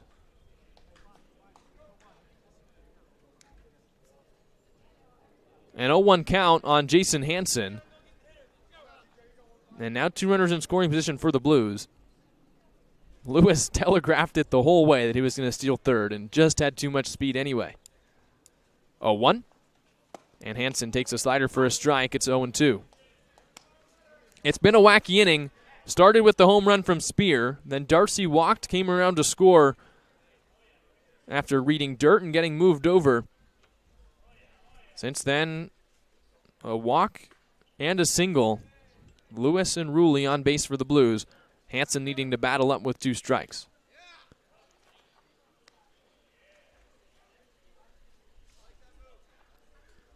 No matter how wacky, the Blues have come back, though, to tie this game up. Big response after the Oaks took a 2-run lead in the bottom of the fourth. 0-2. And Hansen wraps it on the ground just past the third base bag foul. Nice 2-strike swing from Hansen, but he couldn't keep it fair. And now everyone runs back to their bag, still 0-2.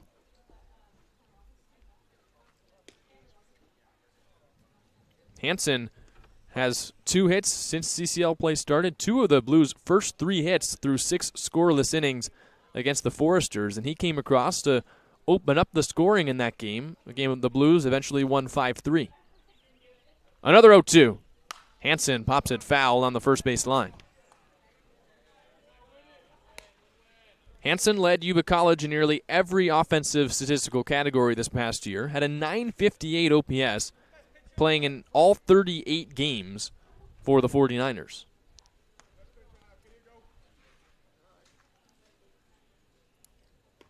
Yet another 0-2.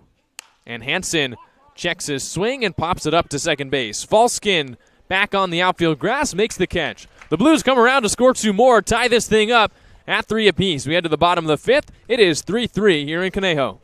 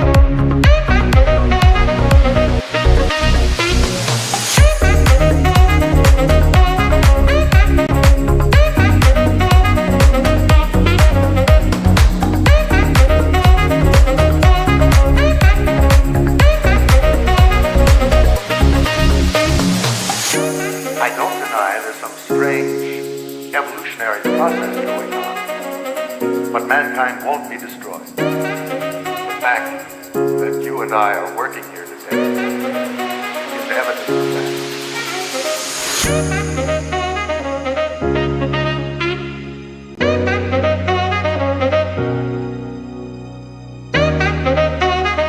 Time for a new arm for the Blues, and it's another Trojan. Josh Blum wearing number 47 coming out of the pen. The right-hander from Bel Air, Texas, stands 6 foot 195 pounds. Had a 3.34 ERA for USC this past year. 30 appearances, 32 and a third innings pitched, and was tied for the second most strikeouts of any USC reliever with 40 Ks across those 32 innings. He takes over for his bullpen mate Fisher Johnson here with a tie game in the bottom of the fifth. against the Conejo Oaks. 0-0. And a fastball upstairs. 1 ball and no strikes.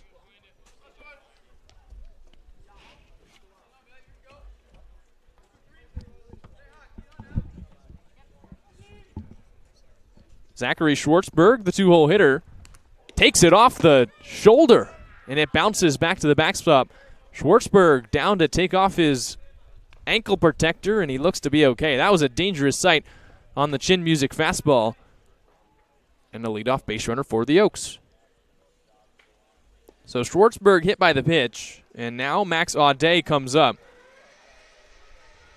Blum not with the fastball control to start, and he'll work from the stretch with a runner at first and nobody out. Blum normally had really good control this past year for USC. Just 12 walks in 32 and a third innings pitched. But a hit by pitch is how he opens up his Blues career. 0-0 to the left-handed hitting Audet is outside, 1 ball and no strikes. The Blues scored 2 in the top half of this inning to match the 2 that the Oaks scored in the bottom of the 4th. That's how this game is back tied. A home run from Spear and the double steal for the Blues to score a run. Runner on the move. Here's another throw from Spear to second, and it's off the glove of Darcy, who was running to cover the bag. A stolen base for Schwartzberg, and there's a runner in scoring position with nobody out.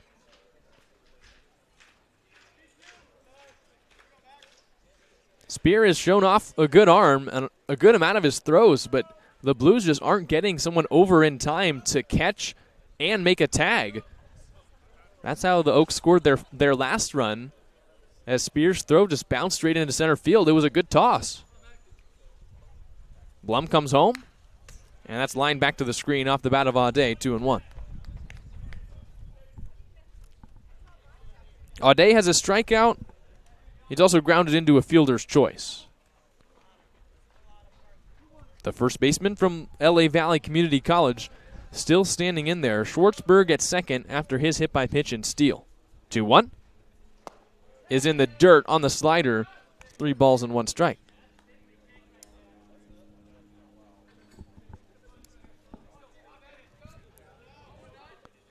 So Blum trying to work around the leadoff hit by pitch. You don't want to walk the batter here to put 2 on with nobody out. The pitch, and Audet takes it low. The slider back to the screen, and it's a walk for the 3-hole hitter, and up comes the cleanup man, Zach Dode, with 2 runners aboard.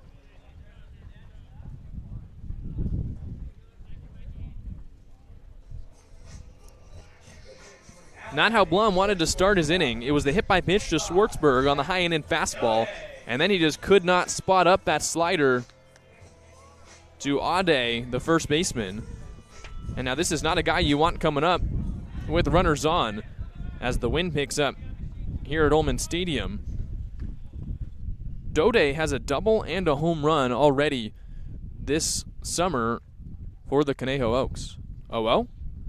And Dode pops it up right side of the infield. Rulli is ranging over towards the line. He's called off by the right fielder Adams, and Adams makes a successful catch for the out.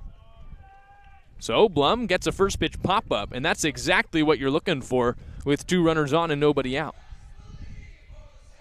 Now batting, the catcher, number 27, Brendan Durfee.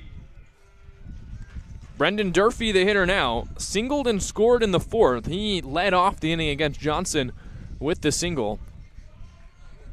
The Oaks have had a real professional approach at the plate against these Blues pitchers.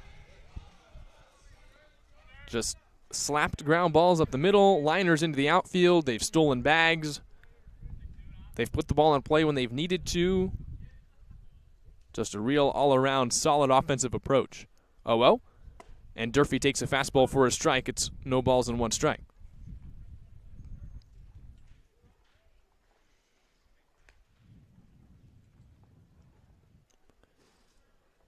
Durfee's 1 for 2.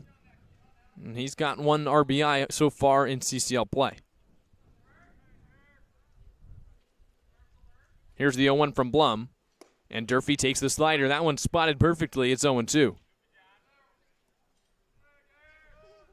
You're going to see a fastball and a slider from Blum. When he's on, he can be one of the most dominant pitchers that you'll probably see this year in the CCL.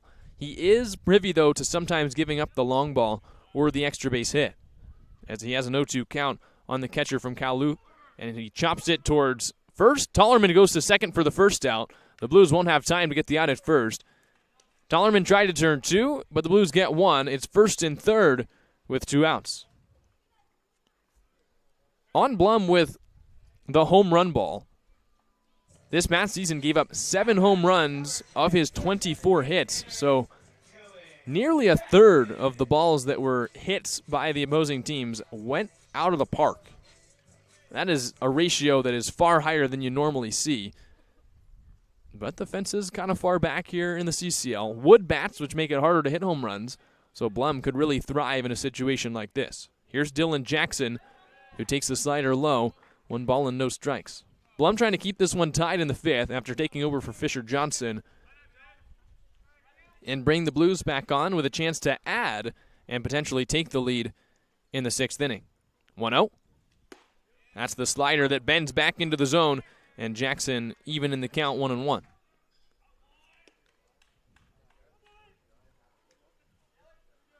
Schwartzberg is at third. Durfee is at first after the fielder's choice.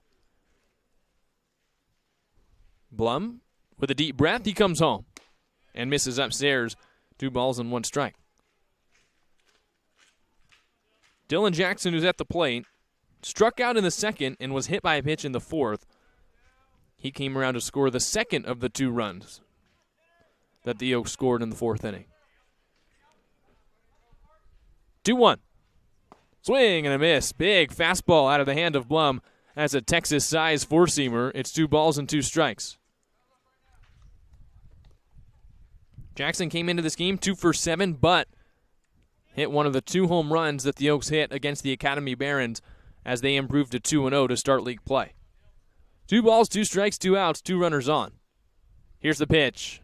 Way high, and Spear with a leap to keep it from going to the backstop as the count moves full. That could have been dangerous with the big backstop here at Ullman Stadium for the Blues.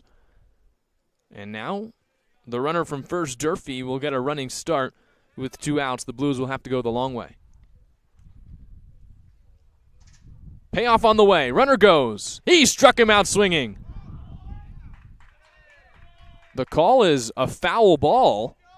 Spear didn't catch it. I'm not sure Jackson caught a piece of that at all.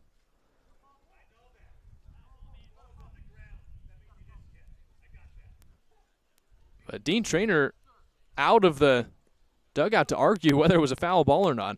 Spear isn't putting up much of a contest behind home plate. So in his eyes, it must have been at least tipped, but it looked like a straight swing and miss from Durfee, or from Jackson, who's got another chance here with 3-2 and 2 outs. The pitch?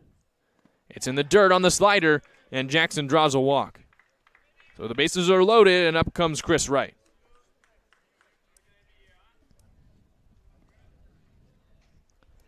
We're at a tough angle here behind home plate, but it looked like a swing and a miss, and we didn't hear any tip off the bat of Jackson. But Blum will have to work around it now. Bases loaded for the left-handed hitting left fielder from Sonoma State, Chris Wright, who's 1 for 2 with a single back in the 2nd. Plenty of base runners for both squads today, especially the Oaks, who are trying to take the lead again, as Blum misses outside with that fastball. It's 1 ball and no strikes.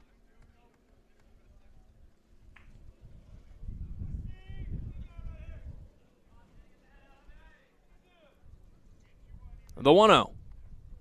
Wright takes a fastball. Outside again, 2 balls and no strikes. A walk would bring in a run and give the Oaks another lead right after the Blues worked so hard to tie it up.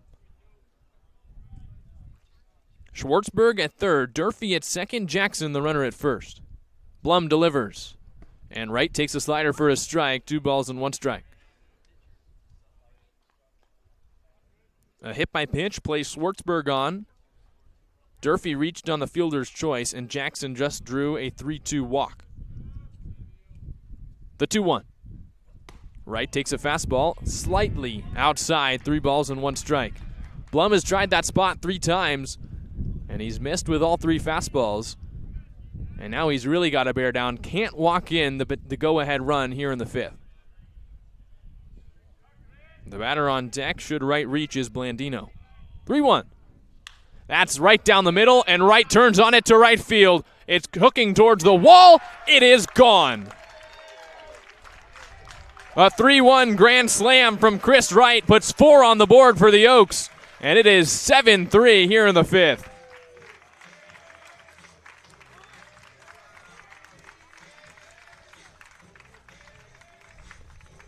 Blum had to give him a fastball, and the home run ball comes back to bite the USC right-hander.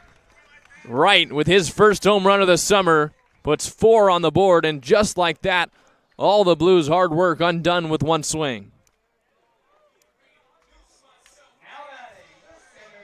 So a tough break for SLO, who thought they were out of the inning on the swing and miss by Jackson, and 4 runs across on the grand slam. Now the Blues trail by 4. Fastball high, almost back to the backstop. It's 1-0. The batter is Blandino, who's grounded into a fielder's choice and struck out. Wright knew it off the bat, completely dropped his lumber, and stared as it flew over the right field fence. You deserve to pimp a home run if you hit a go-ahead grand slam in the 5th. 1-1 the count with 2 outs, as Blum now just trying to get out of the inning at all, and he deals a perfect slider, 1 ball and 2 strikes. The home run, the first hit of the inning for the Oaks. It was the free 90s that doomed Blum in this one. 1-2, and that's high as well. 2 balls and 2 strikes. It was the hit by pitch, the walk, then the fielder's choice, another walk. That was the RBI fodder, and it was all that Wright needed to untie this game with a big swing. 2-2, and Blandino looks at another fastball upstairs. 3 balls and 2 strikes. Empty bullpen for San Luis Obispo. So this is Blum's inning. There's no one waiting in the wings. He's got to finish the 5th. Payoff pitch, and the fastball is high again. Another walk, and Blandino is aboard.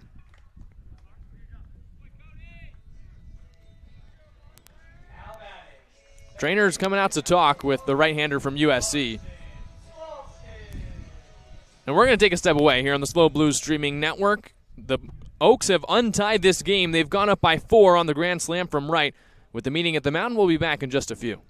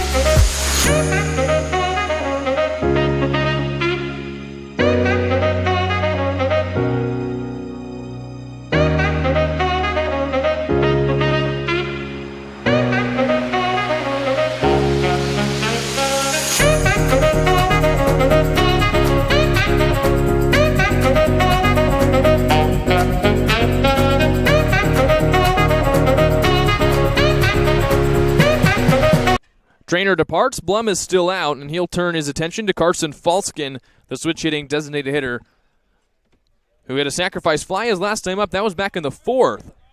A lot of runs scored here through 5 innings, as Blum deals a fastball flown out to center. This should be the end of the inning, as Lewis camps under it and makes the 2-hand catch for the final out. Blum gets the final out of the inning, but gives up the go-ahead grand slam, and Conejo is on the board again. It is 7-3 as we head to the 6th.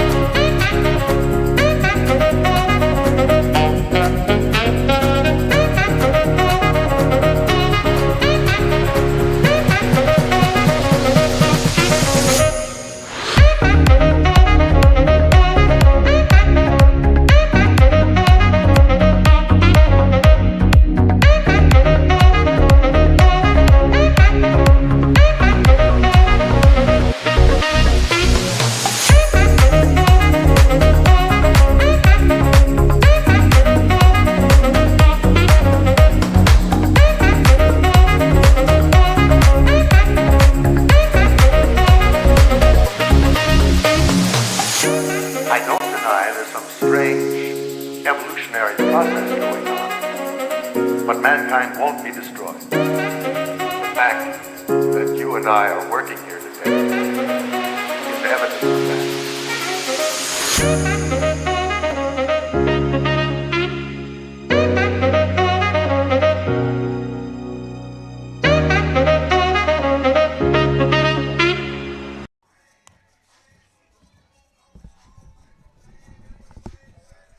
We're back on the SLO Blues streaming network, and it's a tough one so far for the Blues. The offense has done a really good job answering the Oaks, but the problem is the Blues can't keep the Oaks from scoring. Conejo has 7 runs through the first 5 innings, and right as the Blues came back to tie it up 3-3, a grand slam in the bottom of the 5th for Conejo put the Oaks on top.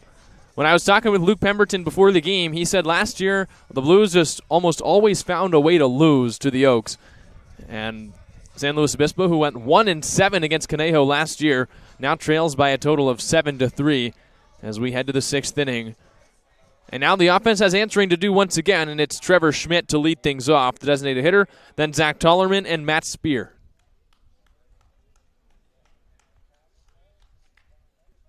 So the offense most has to feel like they've been asked to do a lot here today. And they're asked to do even more. Now they've got to come back from 4, which is more than they trailed so far at any point in this game, as Schmidt fouls it back into the glove. The new pitcher for the Oaks is Charlie Adamson, the right-hander, undecided where he's going next. But the 4th-year junior stands 6'4", 205 pounds. And he misses low with that fastball, 1-1. Schmidt has rallied back from that 4-strikeout performance against the Foresters. He's walked in his first 2 at-bats in the 2nd and the 4th.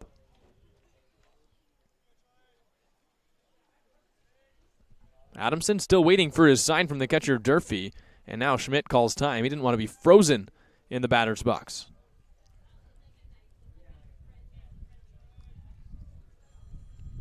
Adamson delivers from the windup, and Schmidt swings and misses at a change. 1 ball and 2 strikes.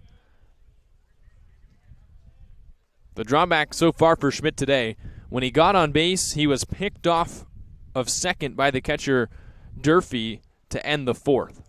And he looks at that changeup low, 2 balls and 2 strikes. It was just a mental error out at second base. Had way too big of a secondary lead. I'm not sure if he just didn't think Durfee was going to throw it or not, but he was out by multiple steps at second base to end that promising inning for the Blues. Here's the 2-2, and Schmidt takes it low. That was an easier take on that fastball in the dirt.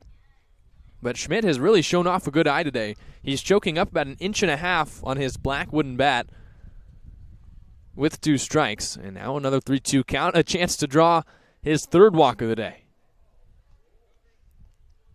Adamson with the pause. Here's the pitch, and that is inside. Schmidt has 3 walks in his first 3 at-bats, and he's aboard here to start the 6th.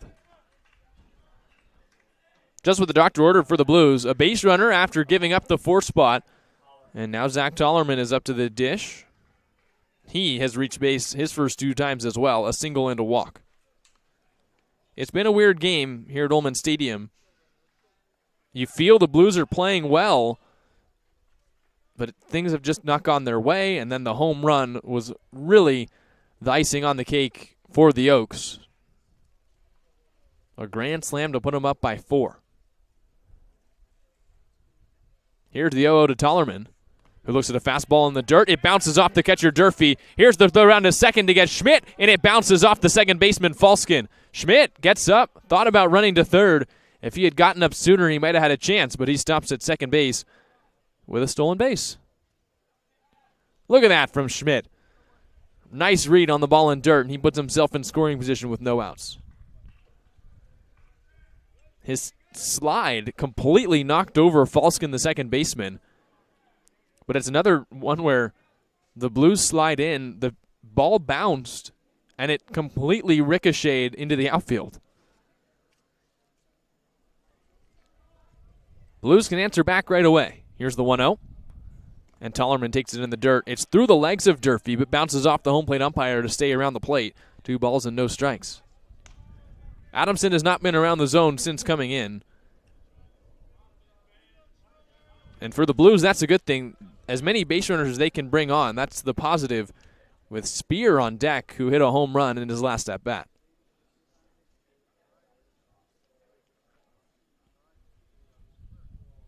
Two-0. And Tollerman takes the fastball outside. 3 balls and no strikes. Adamson pitched this past year at Hawaii.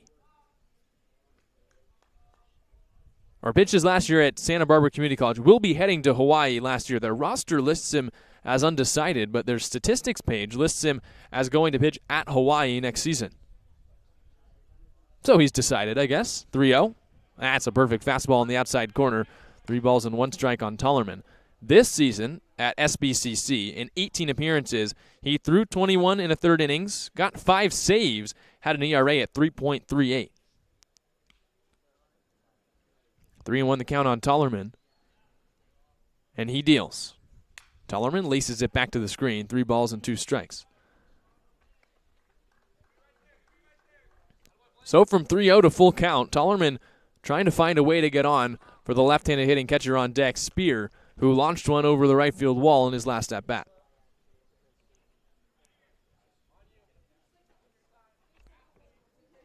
Schmidt runs at second as the Blues try and come back from now the big 4-run deficit after the grand slam in the bottom of the 5th.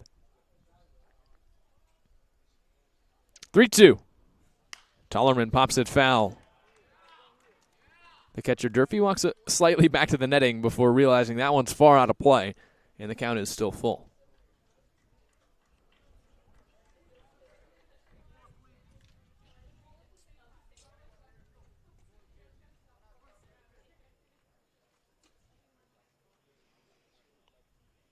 Adamson still looking for the sign he wants. Really long hold on Tollerman, who's not calling time. 3-2. That is inside but called. Strike 3. Tollerman asking the umpire where that one was, but he strikes out looking for the first down. Takes the long walk back to the dugout. Not appreciative of the call on the inside corner.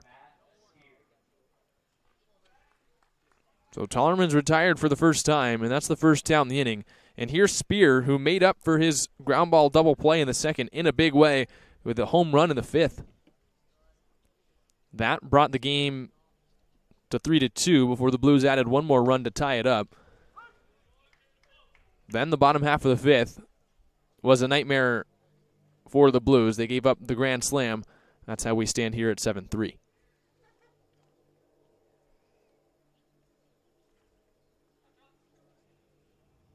Adamson looks at second, now deals.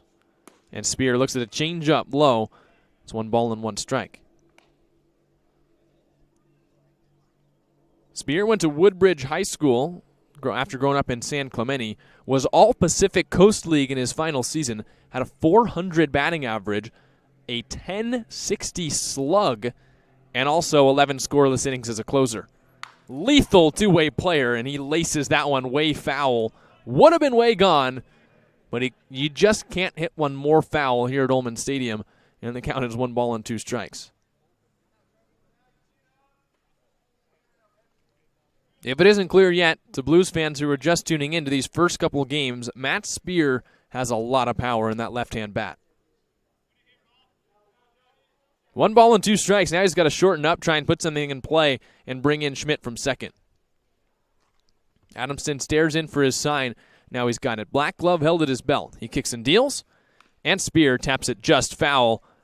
And that caught the catcher Durfee in a place that doesn't feel all too good.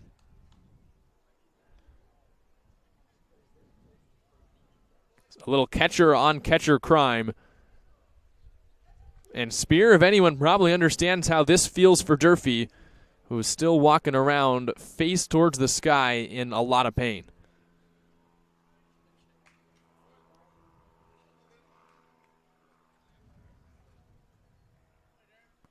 They're giving Durfee some time to walk this off. A painful situation here in the top of the 6th. As Durfee collects himself, he'll have a chance to catch back down to the squat 1 and 2. So he seems to be okay. That's the good news. 1 ball and 2 strikes the count on Matt Spear. Here's the pitch. Spear takes a fastball upstairs, 2 balls and 2 strikes. On deck is Cody Darcy, who walked and scored back in the 5th. The Blues, though, need more than 1 run, so they need to try and find a way to keep building rallies. They've scored their 3 runs across the last 2 innings. 2-2. And Spear rolls it on the ground toward short. Schmidt takes off for third, and the throw across the diamond is in time to get the catcher by a step for the second out. That's another at-bat where Spear was able to put it in play with 2 strikes. So it seems to be a hard guy to strike out, but just didn't hit it hard enough to come up with a base hit. And now Cody Darcy comes up with a runner at third and 2 outs.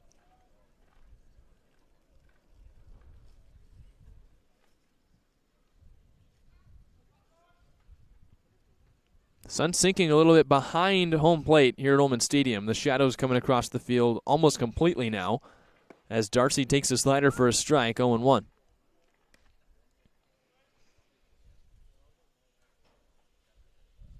A little bit of a sleepier atmosphere than 1,600 fans in San Luis Obispo. It might have caught up to the Blues, who trail by 4. 0-1. That's upstairs, 1 ball and 1 strike. Nice jump by Durfee, who seems to be all right, to keep that one in front and keep Schmidt from scoring from third.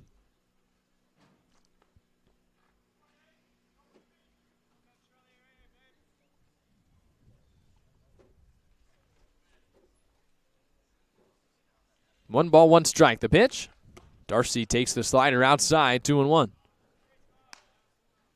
Darcy has that walk in the run scored and struck out looking back in the 3rd. That was off the starter, Zach Creighton, who was pulled after 3 innings. Charlie Adamson, the 3rd arm to come out of the pen for the Oaks. 2-1. And Darcy takes it high, 3 balls and 1 strike. If Darcy were to reach here with 2 outs, it would be Giovanni Blanchette who stands on deck. He'd come up with 2 runners on.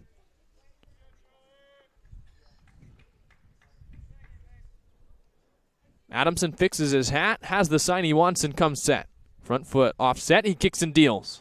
And Darcy wraps it into left field, base hit. Schmidt can walk in to score. It's 7-4 as Cody Darcy has an RBI single. Another good at-bat from the shortstop from Arkansas State. He got a pitch to hit 3-1. Hit it he did. It was into left field. And Schmidt, who ran the bases well after getting on base via the walk, comes in to score. And now the Blues only trail by 3. They've scored in each of the past 3 innings.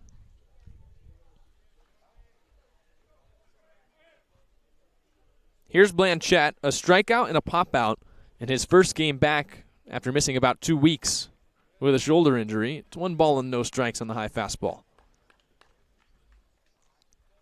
If Blanchette can reach, then the potential tying run would come up in the form of Jariah Lewis, who stands on deck.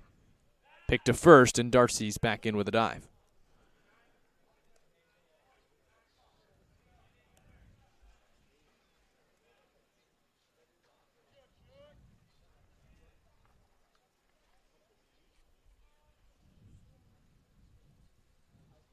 One-0. And Blanchette hits a line drive into left field, base hit. Welcome back to the Blues, Giovanni Blanchette. He does reach with 2 outs, and a little bit of a rally starting for San Luis Obispo. Gotta feel good for Giovanni Blanchette. Has done so much work to rehab from that early season shoulder injury. Worked all year at St. Mary's, didn't play, then got to the Blues, only got a taste of 3 games before the injury, and now his first game back in the lineup, picks up a base hit, and Jariah Lewis does come up representing the tying run here in the 6th. It's Darcy at second, Blanchette at first for Lewis, who singled and stole 2 bags back in the 5th inning.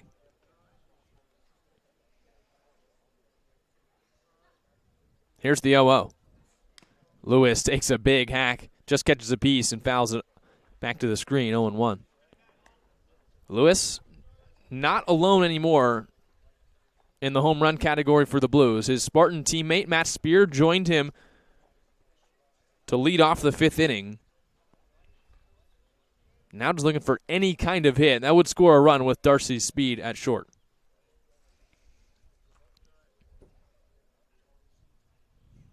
0-1. Lewis squares to bunt, pulls it back at the last second and takes a fastball low. 1 ball and 1 strike. Schwartzberg, as you can see, the third baseman, was very far back. And you know the kind of speed that Jariah Lewis has. We've seen it over these past few games. Was looking to lay down a free one and get on base for Jacob Ruley, who's on deck. 1 ball, 1 strike on the leadoff man for the Blues.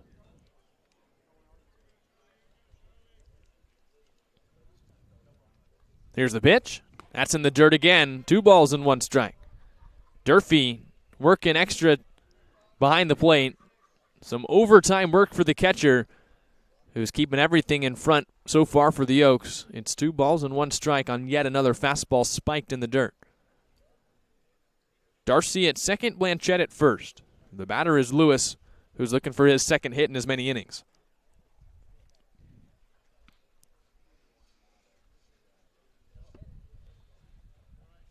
2-1 on the way. And Lewis checks his swing at the changeup. It's in the dirt. They checked to second, and Lewis didn't go around. 3 balls and 1 strike. A walk would bring up Ruley with the bases juiced. Ruley doesn't have a hit yet since CCL play started, but he has walked 3 times, including twice today. 3-1. Lewis takes a fastball low. Another walk for the Blues, and that loads the bases. 3 straight base runners with 2 outs.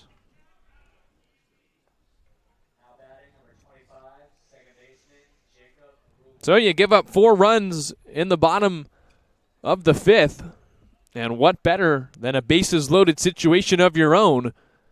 It feels like every time the Blues go out in front, they give the Oaks a chance to respond. And every time Conejo retakes the lead, they give the Blues another chance of their own. And we're getting a meeting at the mound with Adamson, who's run into some trouble here in his first inning of work. It's an empty bullpen for the Oaks, so Adamson's not coming out of this game. He has to stay in to face Ruley. There's no one warming up for Conejo. And on a day where Blues pitching has not lived up to what they wanted, you have to thank Conejo for the opportunities that they're giving San Luis Obispo to come back, tie this game up, maybe take the lead. At the very least, in this scenario, you'd love to just add 1 and chip away. It's often hard to make up for giving up a grand slam, so you don't always have to do it in 1 inning. But now Ruley is ready with the bases loaded and 2 outs. Adamson comes home, and Ruley takes a big hack, swings and misses at the fastball. No balls and 1 strike. Ruley this past season at CSU Bakersfield, a .304 hitter with 4 home runs, 15 runs batted in across 32 games played. 0-1. And Ruley fists a fly ball into center field, base hit. It falls. Here comes Darcy. Blanchett around third. He scores, and the Blues add 2 more. It's 7-6. As we talked about on the broadcast the other day, sometimes you just need a lucky hit to fall, and Ruley caught it off the handle and still managed to come up with 2 runs batted in. It's his first hit in CCL play, and the Blues are within 1. Nice base running from Blanchett, who knew off the bat that that was going to fall from second base. He comes in to score, and now the Blues with a base hit could tie this game, or if Adams can find a gap or a line, they could take the lead. Fastball upstairs. 1 ball and no strikes. In a similar spot last time, Lewis was running at second, Ruley was running at first, and they both stole. We'll see if they go here. 1-0. And Adams takes a fastball in the dirt. 2 balls and no strikes. Adamson has given up 3 runs. He's only gotten 2 outs. It's been a lot of base runners here for the Blues. Both these teams trading opportunities to give up runs. There have been runs scored in each of the past 5 half innings here at Ullman Stadium.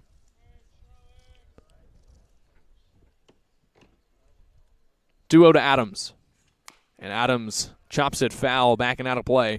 He saw the fastball, his eyes lit up, but it was below the zone, and he couldn't catch a good piece. 2 balls and 1 strike.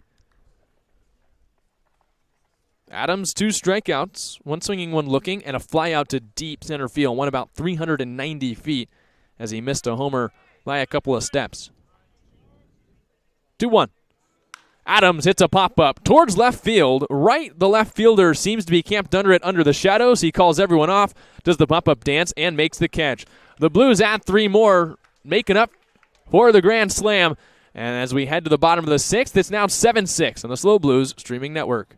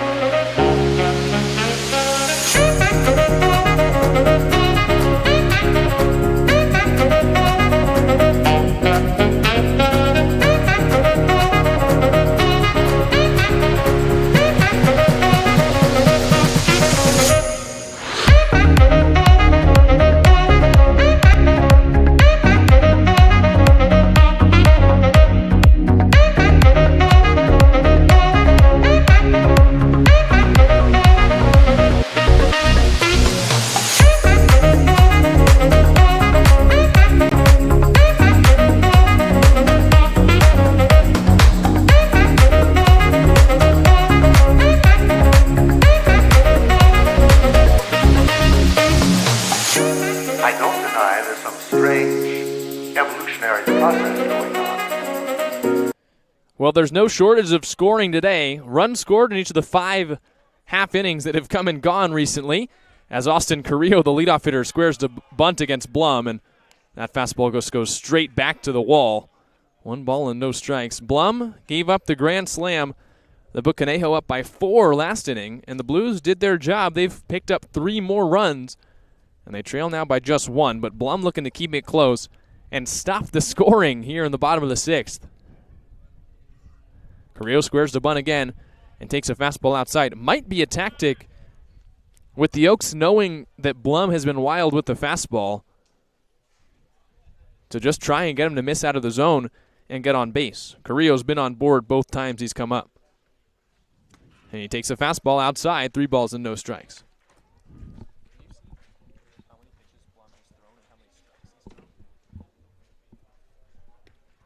So a 3-0 count, you don't want to walk the leadoff hitter, especially a guy that has this much speed. Here's the pitch, and that's what Blum does. A 4-pitch walk to lead off the inning, and yet another base runner for the Oaks.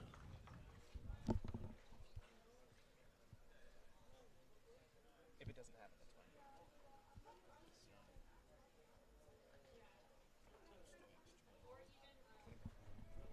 fine. 33 pitches now for Blum. He's gotten 3 outs. 13 of the pitches have been strikes. 20 of them have been balls. And he's been weirdly erratic after being so on point at USC. As we mentioned, just the 12 walks this past season.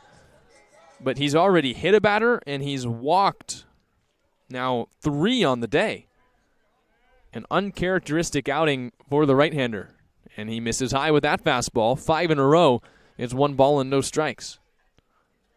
Carrillo has 2 walks. He's also singled. And he's on base for the 3rd time, striding off the first base bag. 1-0. There's a wrap on the ground towards third. Hansen gloves it, tosses to second for 1, to first. The Blues turn 2. That was a hard ground ball to third. It ended up right in the glove of Jason Hansen. It looked like he almost popped up like, what's this, and how did it end up in my glove? But the Blues managed to turn a double play, and 5 balls in a row doesn't matter as Blum erases the base runner and picks up 2 outs. That's a nice turn of events for SLO. How about a 5-4-3 double play after 5 balls in a row? And now with 2 outs, Blum needs just 1 more to get the Blues back in the dugout. Here's Max Audet, who's 0 for 2 with a walk. So Hansen makes up for the error as well back in the third inning. As Blum misses again, 2 balls and no strikes. This inning is just served as what Blum has been today. He's gotten some outs for the Blues, but this inning we've now seen 7 pitches and only 6 of them have been out of the zone. That one just the second one to get back in the zone. 2 balls and 1 strike. But it doesn't matter if you can pull a double play. 2-1. And Aude skies it on the infield. Tullerman racing towards the Blues dugout, running out of room, and he can't find it. There's no railing near the Blues dugout, but it is a weird place to run towards. And it falls foul, 2 balls and 2 strikes. Tullerman not a natural first baseman either. He played first base this past year for Cuesta College, but before that had played third. So it is still a transition. Of course, when you play one corner position, most guys are able to play a second, but I don't think anyone is ever able to really get accustomed to running to try and grab those foul balls near the fence line. Blum trying to get through the 6th inning. Here's the pitch. It's in the dirt and bounces off the chest of Spear. 3 balls and 2 strikes.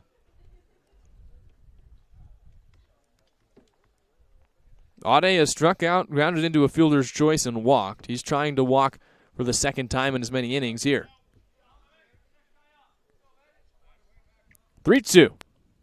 He struck him out swinging, and Blum walks off the mound with a 1-2-3 inning the hard way. And we're through 6 innings. It is 7-6 Oaks. The Blues are coming back up with a chance to tie or take the lead.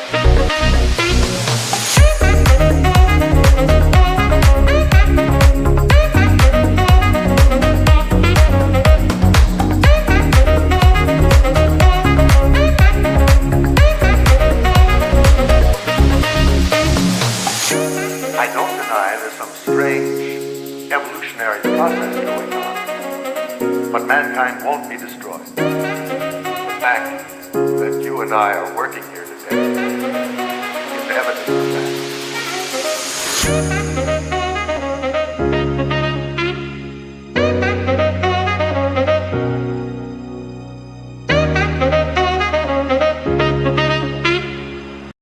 Another pitcher is coming in for the Conejo Oaks. It's the right-hander Scott Radinsky from Santa Barbara City College. The sophomore is 6 foot, 190 pounds, and he's got the task of trying to keep the Blues off the board. Josh Blum ended the streak of scoring for the Blues. Prior to his 6 innings, or his 6th inning that was scoreless, there were runs scored in each of the previous 5 half innings. The Blues have scored now sequentially 1 in the 4th, 2 in the 5th, 3 in the 6th, and previously it was 2 in the 4th and 4 in the 5th for the Oaks. Hope you got all that. Either way, the score is 7-6, and Jason Hansen's coming up to start the 7th. He looks at a fastball outside. It's 1 ball and no strikes. Hansen has a sacrifice fly today and an RBI, but he is grounded out and popped out in his other 2 at-bats. 1-0, and he takes a fastball on the outside corner for a strike. It's 1-1. The Blues now have more hits than the Oaks do today. The difference is the one hit for the Oaks that really hurt was the grand slam, as that slider bounced, I think, on the grass before the dirt before home plate. 2 balls and 1 strike. It was the grand slam off Blum back in the 5th inning that opened the game up for the Oaks, gave them a 4-run lead. The Blues have done well to battle back, scoring 3 last inning. And Hansen, with a 3-1 count, is trying to get on to start the 7th. The Blues have gotten leadoff base runners in each of the past 3 innings, if you count a home run as a base runner, which is how Speer opened up the 5th. 3-1, and Hansen makes it 4 in a row. A walk to the designated hitter, and now here comes Trevor Schmidt.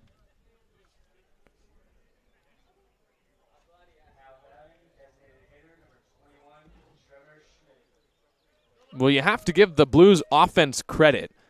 If you were making an objective analysis of how the Blues season has gone so far, you would have to say that the pitching had been the strength, and the pitching was the main reason that the Blues had gone on to win so many games early in the season.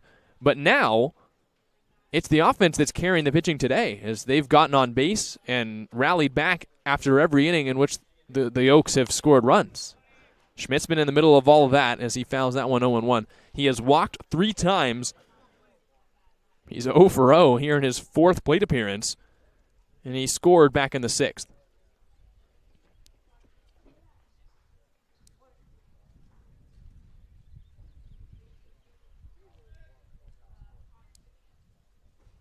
Here's the 0-1, and Schmidt takes a fastball upstairs, 1 ball and 1 strike. It's not uncommon for Schmidt to draw a walk. He drew plenty in the early exhibition games the Blues played before the CCL season, but he came into this one in CCL play 0 for 5 with 4 strikeouts. 1-1. He unloads on that pitch, catches nothing, and it's 1 ball and 2 strikes. He's always one to let out a big swing before it gets to 2 strikes. Normally what we've seen this season is once the 2-strike count came, he'd shorten up.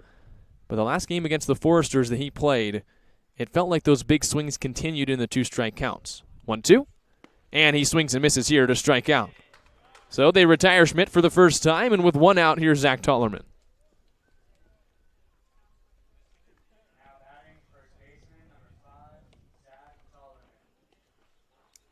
Tollerman has walked today. He's also singled. He struck out last time in a 3-2 count on a pitch that he thought was well inside, and from here looked like it was around the 50-50 zone, but he thought he had drawn his 2nd straight walk, but instead was called out on strikes. That was last inning, as that's in the dirt. 1 ball and no strikes. Excellent stop from Durfee, the catcher.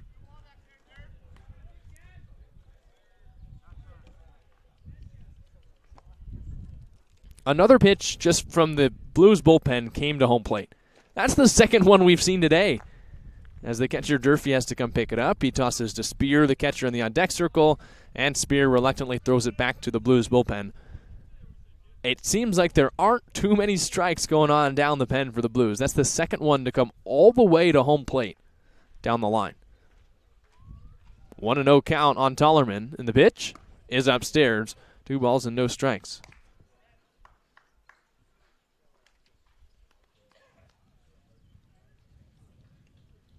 Tollerman played for the Blues in 9 games last summer, 4 hits and 20 at-bats, and is ahead in the count, 3 balls and no strikes. He had remembered playing against Santa Barbara, said obviously the rivalry there. It's real, but it is hard in summer ball to have a full rivalry, but did not play against Conejo. 3-0, and that is outside. Tollerman gets the walk this time, and the Blues put the tying run in scoring position here in the 7th. So Tollerman is aboard, which moves Hansen to 2nd.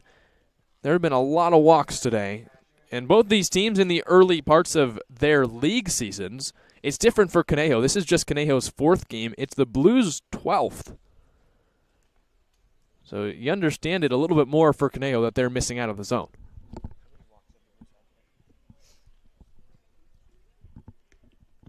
Here's Matt Speer, a home run back in the 5th. Other than that, he's grounded out to short twice. Radinsky delivers, and Speer takes a fastball low. The Blues have walked already 9 times, and there's only 1 out here in the 7th. I feel like I'm in Ferris Bueller with the 9 times, but that is how many times that the Blues have drawn a walk here, and there's only one out in the 7th. The pitch to Spear, and he taps it foul down the first base line, 1-1.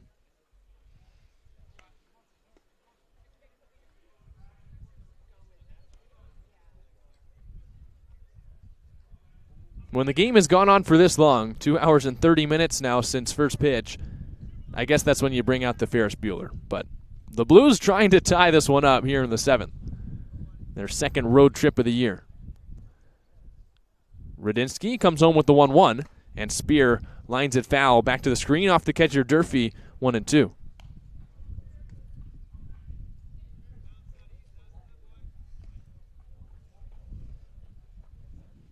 So 1 ball, 2 strike count. Everyone's back to their respective spots. And Spear, who's already tagged in a run today on his home run in the 5th, looking to bring in another at least with the ball in play with 2 strikes. He's been a hard Blue to strike out today. Good at putting the ball in play. He taps this one foul. It's been a lot of this with 2 strikes for Spear. He's gotten himself into 2 strike counts. He's still worked to 3-2. And then he just has not been able to find the hole. He's hit 2 balls hard on the ground to short, but just right at the shortstop, Dode, doing everything he can to avoid the strikeout. 1-2. That's outside. 2 balls and 2 strikes. And I think the main testament to the walks has to go to the Blues' offensive approach. A lot of really good eyes in this lineup. Professional at-bat takers. Because the walks are something that the Blues have done all season. That's an offensive thing for them. 2-2. And Spear swords at the breaking ball. He's smiling as he walks back to the dugout, but that was a dirty pitch out of the hand of Radinsky. Spear, who wanted to take it, swung at the last second and couldn't catch a piece for the second out. When a guy is that wild early on in the inning, you're not expecting him to break off a perfect breaking ball on the outside corner, and that's exactly what he just did to Spear. A strikeout, I don't think he's going to want to go and watch back. Here's Cody Darcy, who's reached in his last 2 plate appearances. A walk in the 5th, he scored a run, and a single in the 6th, then he scored another. 0-0, and Darcy takes the breaking ball outside. 1 ball and no strikes.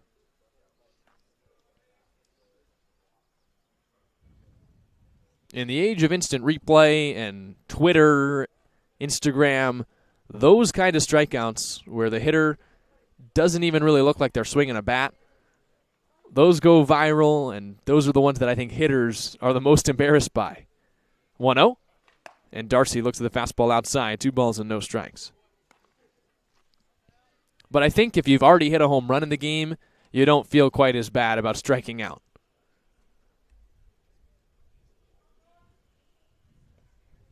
Two balls, no strikes on Cody Darcy, the shortstop from Arkansas State. The Blues trying to add 1 more run and tie it up. And Darcy takes the fastball off the glove of the catcher Durfee low. 3 balls and no strikes. If Darcy reaches, Giovanni Blanchett is on deck. Singled and scored in his last at-bat. That was in the 6th. Playing his first game in 11 days. Darcy's got to reach first. A walk would load the bases. Here's the 3-0. And Radinsky misses outside. It's a 4-pitch walk to Darcy. And Blanchett's coming up with the bases juiced. 10 walks now for the Blues today. And it's only a matter of time before they capitalize, take the lead for good.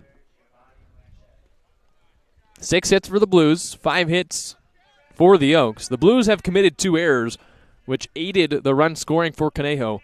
But now Blanchett, a chance to tie the game or give the Blues the lead. Bases loaded, 2 outs as the Blues trail it by 1. The pitch, and Blanchett takes it in the dirt. 1 ball and no strikes. That's 5 in a row out of the zone, out of the hand of Radinsky.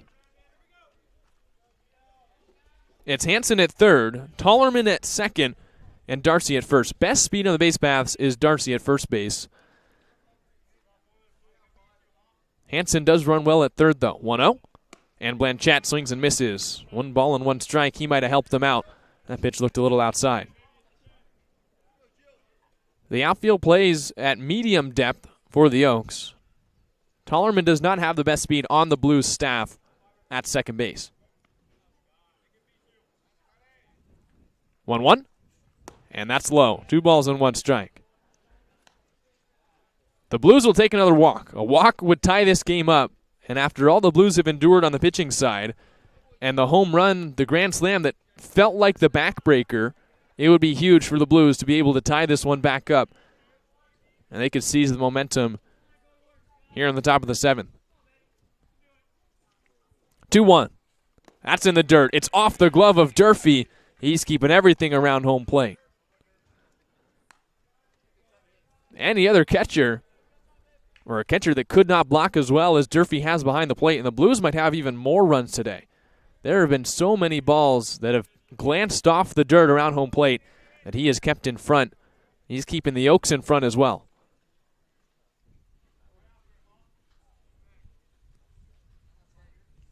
Three balls, 1 strike. Radinsky delivers. And Blanchette rips it down the line, foul towards the dugout, or the bullpen for the Oaks. He got a 3-1 fastball and just couldn't keep it fair. But with 3 balls and 2 strikes, 2 outs, the Blues will get a head start on the base paths. So now, even with Tollerman's speed at second, a single would score 2 runs. And if Blanchette can find a gap or a line, he could bring in all these runs. Looking for a walk or knock with a 3-2 count. Here's the pitch. Blanchette swings and misses. Radinsky exclaims, and he gets the strikeout to keep the Blues off the board. We're through 6.5 here on the SLO Blues streaming network, and Conejo keeps it 7-6.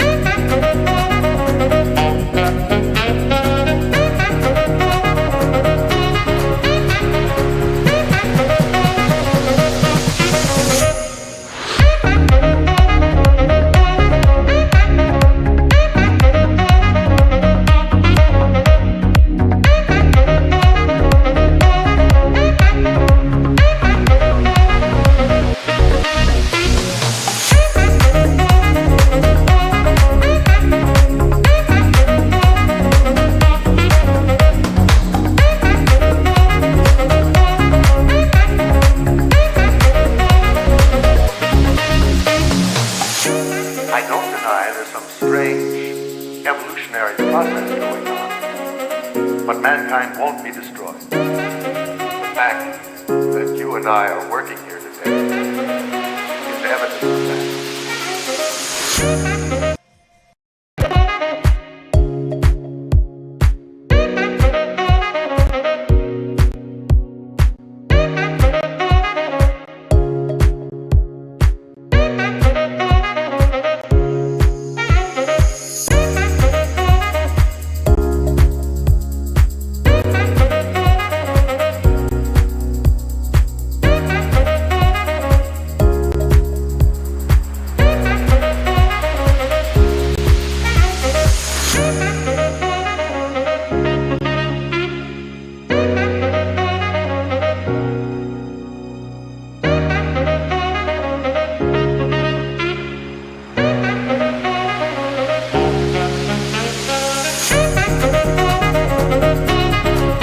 The Blues are turning to the bullpen once again to try and keep it a one-run game. It's A.J. Moreno, the right-hander, coming in.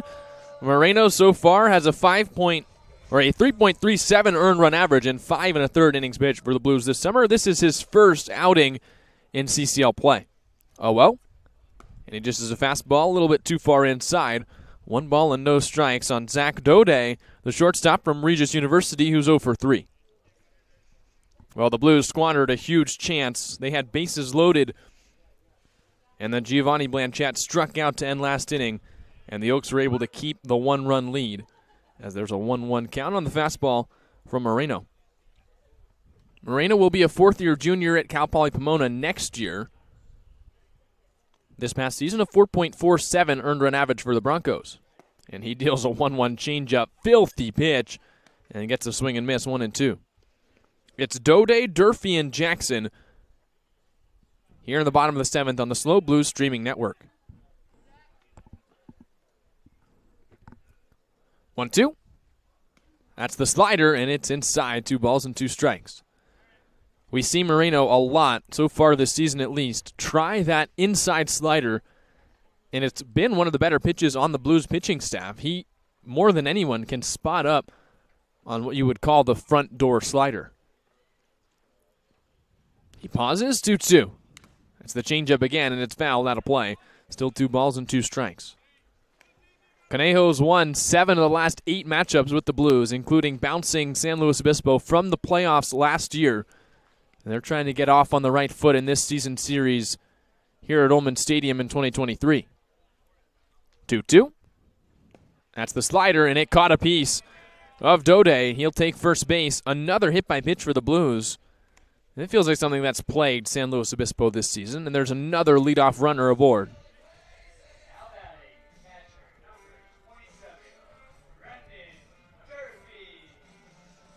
That's the third hit by pitch today, and that's the second one to start an inning. Josh Blum hit the first batter, Schwartzberg, back in the 5th, and he came around to score. Jackson was hit by a pitch in the 4th, and he scored. So both hitters that the Blues have hit have come around to score already. We'll see if that's the same fate for Dode here in the 7th. The batter is Brendan Durfee, the catcher. He has singled, reached on a fielder's choice, popped down, and scored 2 runs. Moreno from the stretch kicks and deals and misses outside with a changeup, 2 balls and no strikes. Durfee from Cal Lutheran, playing on his home field here for the Oaks. We're at Ullman Stadium, Sparky Anderson Field on the campus of Cal Lu.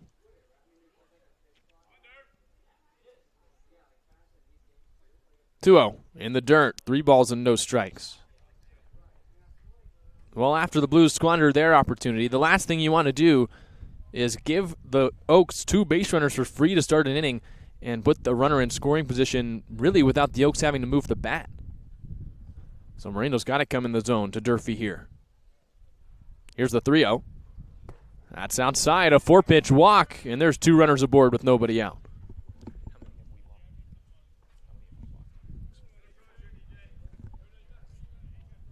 So Durfee draws the base on balls, and after the hit by pitch and the walk, there's 2 runners on, nobody out, and the batter will be Dylan Jackson. That's the 10th walk by Blues pitching today. It's just been a back-and-forth battle of free 90s, defensive mistakes, balls in dirt. It's been a sloppy game here in the first 2 matchups between these 2 squads in 2023. And Spear goes out to talk with the right-hander Moreno, who had been effective so far for the Blues. He's been really good. Only 4 walks in the 5 1/3 he's pitched so far this year. 10 strikeouts, so he's got the stuff you're looking for. But not a great start to his first CCL outing. His last time he pitched was on Saturday against the Mudcats, so that was last weekend.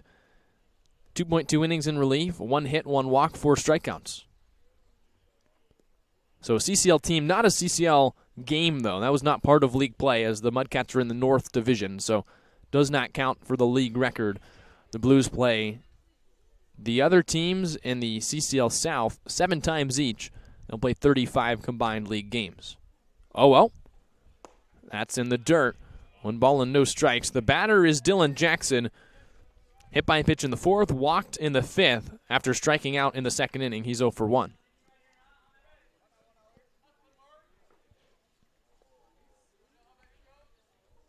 Moreno trying to find the strike zone. He's thrown 5 straight balls. His 1-0 pitch. is inside. 2 balls and no strikes.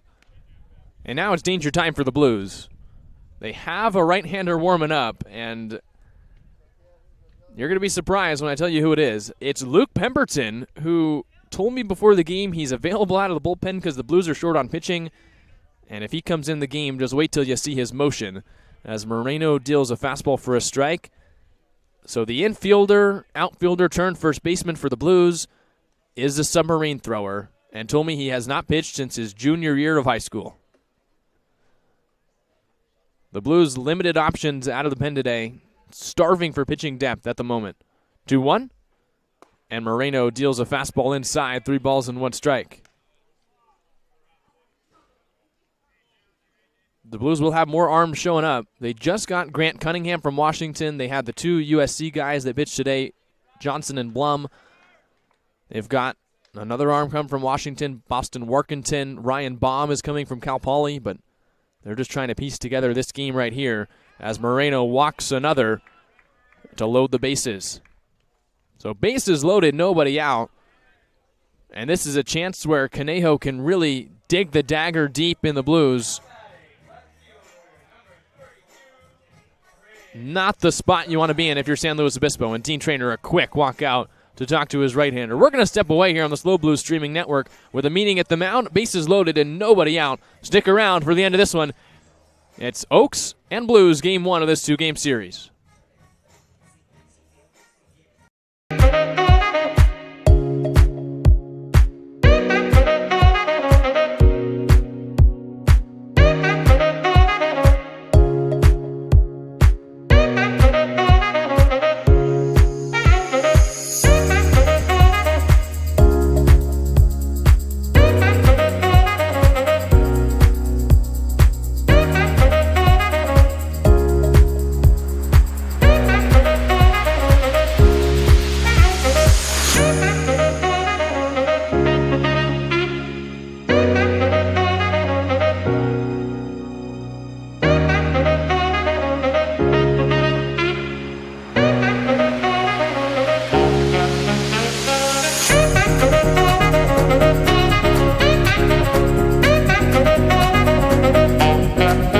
The meeting is done. Moreno staying in the game, and he'll work from the windup with the bases loaded and looks in at Chris Wright, who hit a grand slam in his last at-bat. Wright takes a big hack and fouls it back to the netting. It's no balls and 1 strike. The grand slam from Wright turned a 3-3 ball game into a 7-3 Conejo lead. He's got a chance for a second straight grand slam. How about coming up with the bases loaded 2 at-bats in a row? 0-1. And Wright takes the changeup outside, 1 ball and 1 strike. It's Dode at third, Durfee at second, and Jackson, who just drew a walk, at first. 1-1. Here it comes. And Wright takes a fastball on the outside corner, strike 2 call. 1 ball and 2 strikes on the left fielder from Sonoma State. Wright has a single. He's reached on an error, and he hit the grand slam. Yet to get out in this game. 1-2 on the way. He struck him out swinging. Fastball on the outside corner. Delayed call, but it's a strikeout looking for Wright, and that's a big get for Moreno. There's 1 away. Well, it didn't need to be a strike on the outside corner. It was maybe too close to take with 2 strikes. But Wright is down for the first time today, and now Moreno all of a sudden could get out of this inning with a ground ball or another strikeout spot for the guy with strikeout stuff. It's Blandino coming up, who has struck out, walked, and reached on a fielder's choice. He takes a fastball outside, 1 ball and no strikes. Blandino, the center fielder, came into this game 1 for 3, looking for his first hit today to really unscrew this game for the Oaks. And he takes a fastball. Called strike 1 on the outside corner. It's 1-1.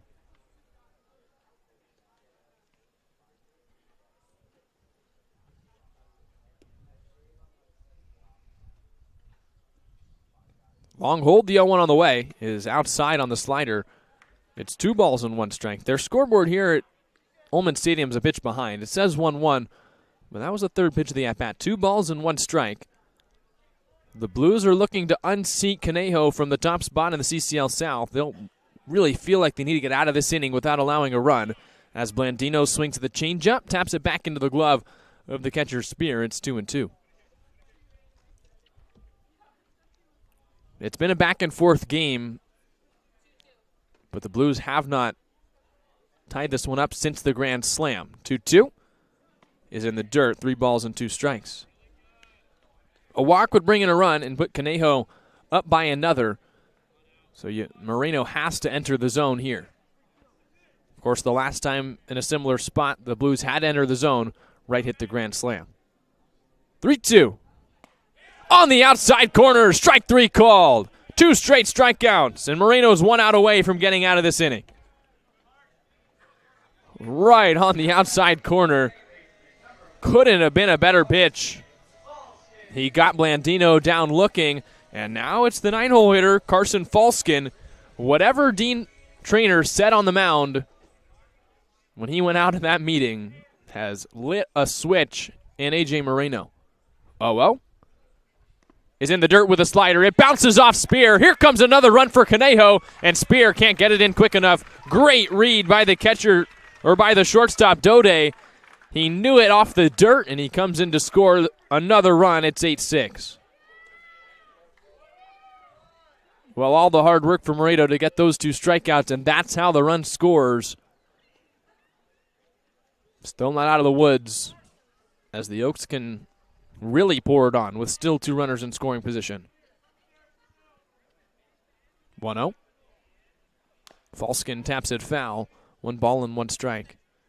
It just glanced off the wrong part of Spear's chest protector, and that's a big insurance run for the Oaks. With the way that the Blues have been able to respond back in this game, a big deal for them to get another run to put themselves up by 2. 1-1 is in the dirt. That bounces off Spear, heads to the backstop. Another run coming in.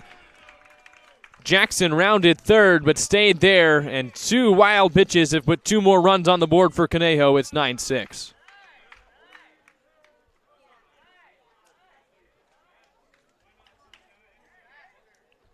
So much effort for Moreno to get those 2 strikeouts, and he let up a little bit with 2 away. The 2 wild pitches have let Conejo add 2 more insurance runs, and now a 2-1 count. The pitch to the 9-hole hitter.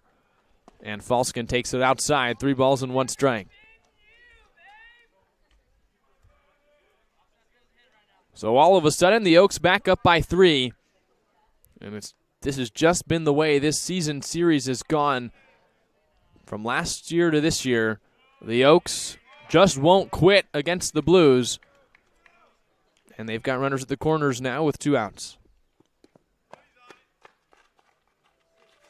Well, Pemberton must not be the most accurate reliever ever. Yet another pitch from the Blues bullpen has come back here to the area behind home plate.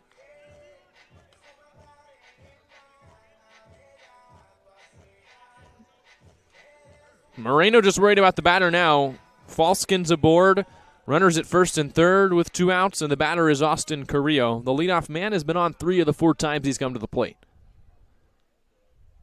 Pick to first, and Falskin's back in safe. Well, 3 walks in the inning and the hit by pitch. The Oaks haven't even really had to swing. They haven't put a ball in play all inning, and they've already scored 2 runs, and they threatened to score 2 more. Here's the 0-0. That's outside. 1 ball and no strikes. Moreno just has not had his top command, and you can say that about every pitcher that the Blues have thrown today. After how well the Blues pitched the Foresters on Sunday, it's been a complete change of events here today. 1-0. Runner takes off for second. Spear's going to throw down, and he guns him out. Perfect throw from the catcher from San Jose State, who knew it right away. And we head through 7 innings to the top of the 8th. The Oaks have added on to their lead. It's 9-6.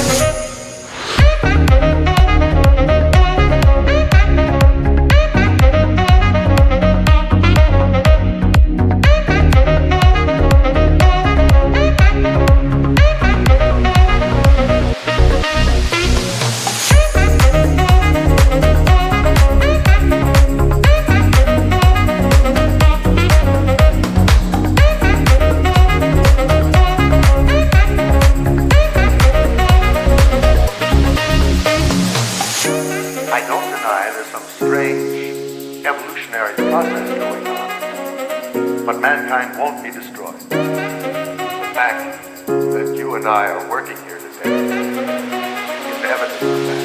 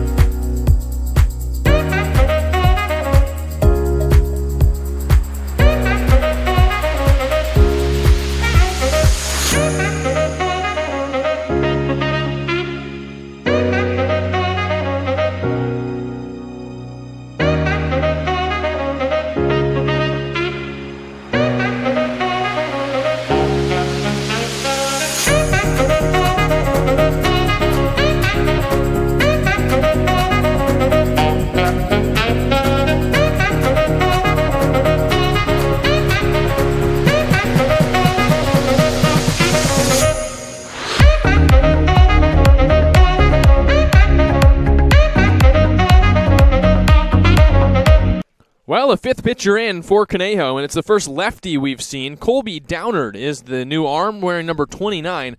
The fourth-year junior from St. Louis University stands 6'3", 205 pounds, and he stares in at the leadoff man for the Blues with a 3-run lead, Jariah Lewis, who takes a strike on the outside corner, 0-1. The Blues offense has done so much work to try and make up for the lack of pitching on the Blues side today. It just has not been enough. The Blues trail 9-6 here in the eighth. Lewis trying to get things started, and he pops it up on the infield. The shortstop, Dode, calls for it on the outfield grass and makes the catch. The Blues had a chance to tie or take the lead in the bottom, or in the top of the seventh inning. Left the bases loaded, went into the bottom of the seventh, still trailing by a run. And the Oaks scored 2 more runs to make it a 9-6 lead. And after the flyout by Lewis, here's Jacob Ruley. Even if the Blues lose this one, you have to feel pretty inspired by the way their offense has battled back. It just has not been enough so far today. And they have their work cut out for them. Only 5 more outs to play with here at Ullman Stadium, and they still trail by 3. Downer delivers to Ruley, who takes a fastball for a strike. It's 0-2. Ruley has reached base his last 3 times, came in a 3-inning stretch, a walk in the 4th, a walk in the 5th, and a single in the 6th. Here he's behind in the count 0-2 as Downard comes home, and that's low, 1 ball and 2 strikes. The Blues will be back here tomorrow. They'll have the bus back to San Luis Obispo tonight, another couple-hour trip, wake up, leave about 9:30 in the morning, do it all again. Back-to-back games down here in Thousand Oaks. 1-2. Ruley flies it foul, backing out of play. At the last second, 1 ball and 2 strikes. This will be a tough one to swallow if the Blues do drop it, because the offense had one of its best performances of the year, maybe not from a complete run output standpoint, but from a battling standpoint, a 2-out hitting standpoint, it's been some of the best they've looked all year, as Ruley takes that fastball upstairs, 2-2.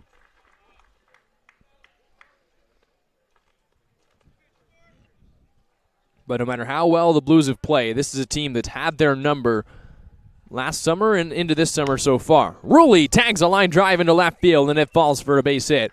He rounds first, and he's reached base his last 4 times up, and a base runner for TJ Adams.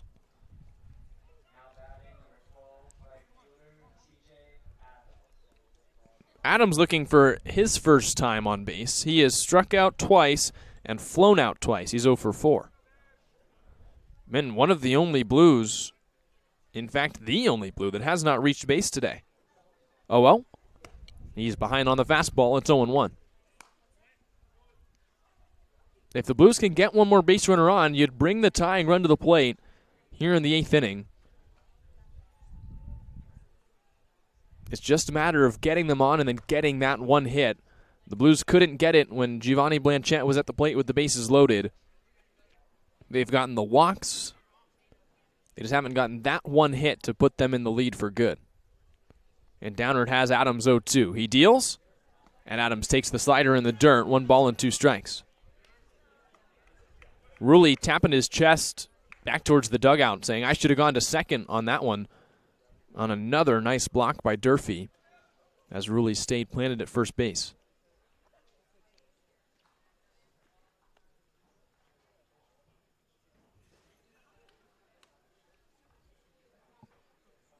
Pick to first, and Rulli's back in there. High throw, but Ade, the first baseman, was able to keep it on the infield. It's just been one of those games. It's been sloppy on both sides, but you still feel like both teams have played well. The pitching has not been great for either side, but the offenses have. 1-2. And Adams strikes out swinging. Fastball right on the inside corner. Called strike 3, and Adams is down on strikes for the 3rd time. With 2 away, here's Jason Hansen, who walked his last time up and hit a sacrifice fly back in the 4th.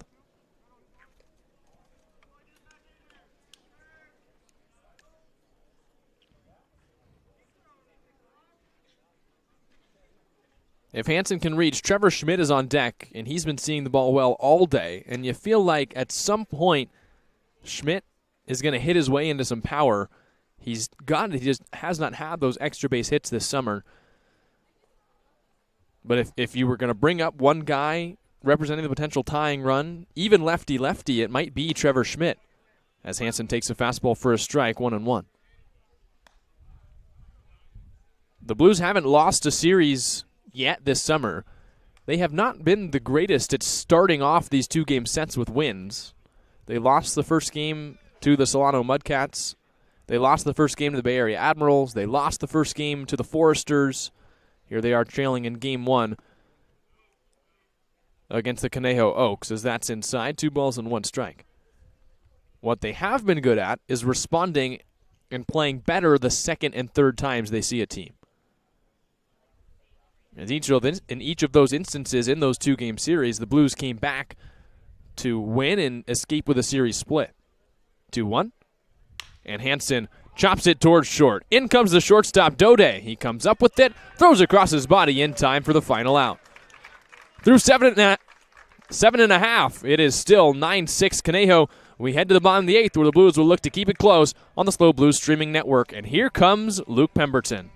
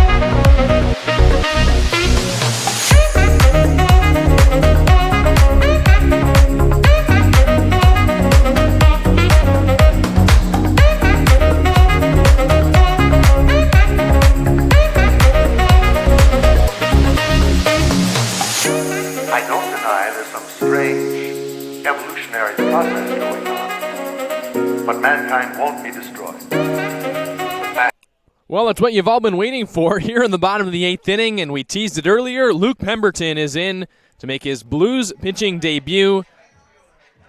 Just wait till you see this release, folks. It's the bottom of the 8th inning. The Oaks lead at 9-6, and the Blues, who are low on pitching are going to a position player. Luke told me before the game hasn't pitched since his junior year of high school, and here it is. The sidearm release, and that's a strike on the outside corner. It's 0-1. Luke playing in his final week with the Blues. Played for them all of last year. Had the opportunity to play permanently this year, but decided he wants to go home. And maybe this will change now with the ability to pitch, but he was our player of the game in the win against the Santa Barbara Foresters at home, and he's enjoyed his time so much with the Blues, and it's getting paid off here with an opportunity to pitch in a 3-run game. As he goes into his windup and deals a fastball that's outside, 2 balls and 1 strike. Pemberton jokingly came up to me before the game during batting practice and said, "Oh, I'm hot out of the pen tonight." And I thought he was joking. I realized about a minute in that he was not kidding.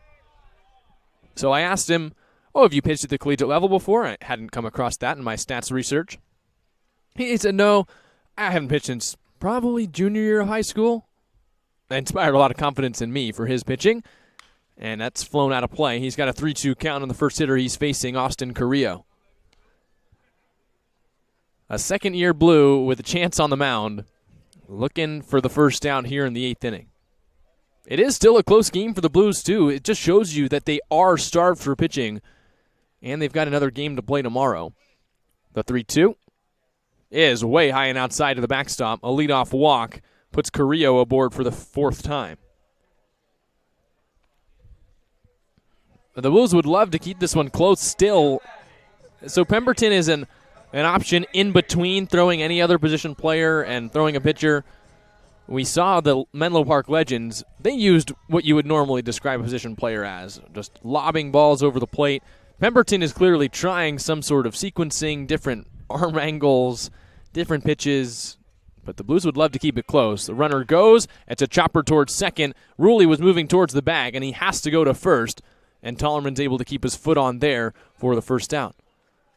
So Pemberton gets what would have been a double play ball, but on maybe a hit and run for the Oaks, the runner moves up to second on the first out. Now batting, first base, number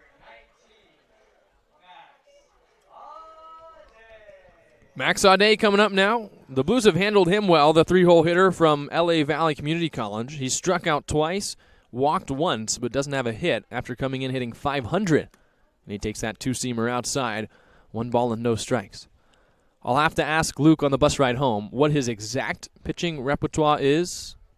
From here, it looks like it's the sinker, and we'll wait until we see another pitch. It is filthy, I will say, out of the hand of Pemberton as he evens up the count with that swinging strike, 1-1. Little fun for the Blues, at least for Luke Pemberton in this close game. It's been dramatic the whole way. 1-1, runner takes off for third, and that fastball's on the inside corner, and Spear lets Carrillo take the bag.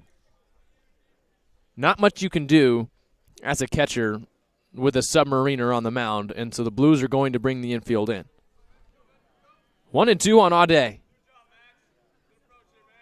Here's the pitch. Did he get him? No. Emil down to third, and there was no go-around from Audet on that pitch. 2 balls and 2 strikes. Getting a little darker here at Ullman Stadium. The deal with the 4 o'clock start, there are no lights here, so it's not going to get any lighter here tonight. 2-2. Audet chops it towards short. No run from the runner at third, and Darcy, who bobbled it, still gets the out at first. I thought he had no shot on that ground ball after it bounced off his glove, but a perfect recipe for the Blues, and there's 2 outs. now batting, shortstop, number 25, Zach Dode. Now it's Zach Dode coming to the plate. He also came in hitting .500 with 2 extra base hits, and the Blues have held him mostly in check. It's the rest of the Oaks order that's gotten the job done against the Blues, but Dode has only reached once on a hit by pitch. As Pemberton deals a strike 0-1.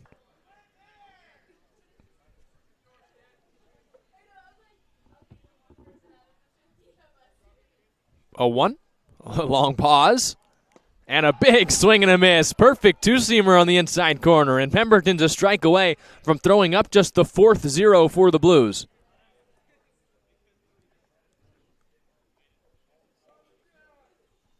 0-2 the count. Runner at third with 2 outs. Here's the offering. A broken bat ground ball past the third base bag.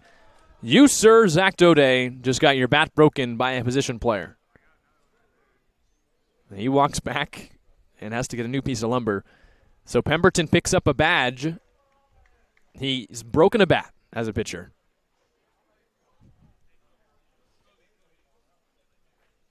And now a new piece of lumber for Dode and an 0-2 count. Strides back up to the plate. His final at-bat of the day, most likely. And he's down 1 bat.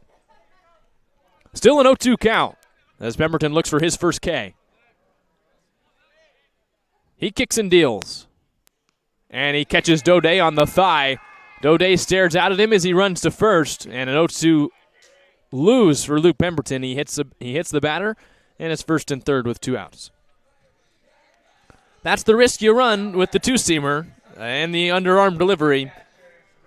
It can run in on the hitters, and it's exactly what it did to Zach Dode. And now Brendan Durfee, who's been more of a lethal hitter today, as well as his excellent defensive play. He's walked, he's singled, and reached and scored after a fielder's choice. 0-0. Pemberton tries the overhand and misses upstairs. 1 ball and no strikes.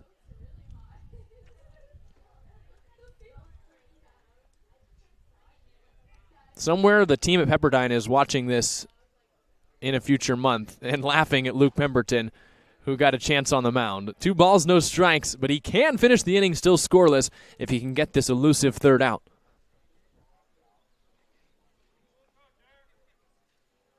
2-0.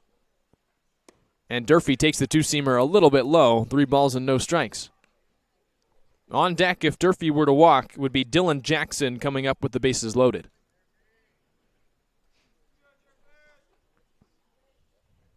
Here's the 3-0 pitch. Runner takes off, and Pemberton misses high, a 4-pitch walk, and the bases are loaded with 2 outs.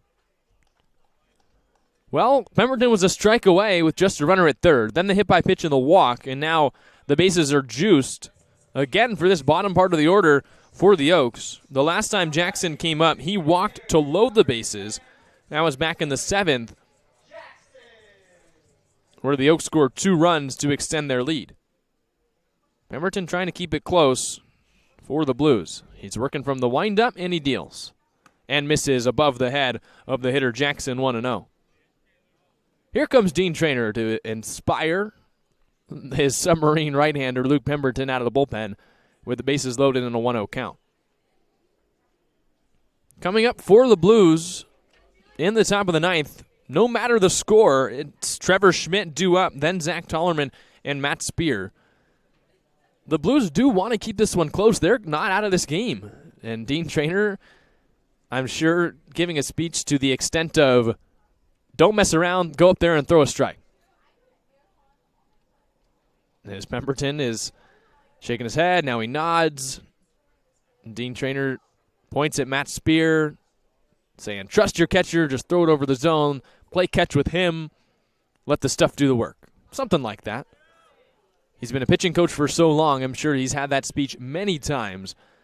I'm not exactly sure how often it's happened with a collegiate position player, submarine pitcher, in a 3-run game.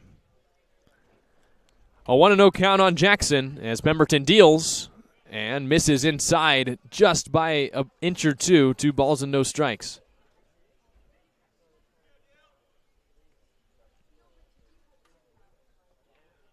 Here's the 2-0. And that's upstairs, 3 balls and no strikes. A walk would bring in a run and put the Oaks at a 4-run lead. And the batter on deck is Chris Wright, who's come up the last 2 times, bases juiced. And Pemberton spots up on the outside corner with that fastball. 3 balls and 1 strike. Carrillo at third. Dode, the shortstop, at second. Durfee, the catcher, at first. 3-1. And that's popped up. Just backing out of play over our heads and towards the roof of the press box where it bounces foul. 3 balls and 2 strikes. So the runners will move with 3-2 and 2 outs as Pemberton needs 1 more strike to finish off the 8th.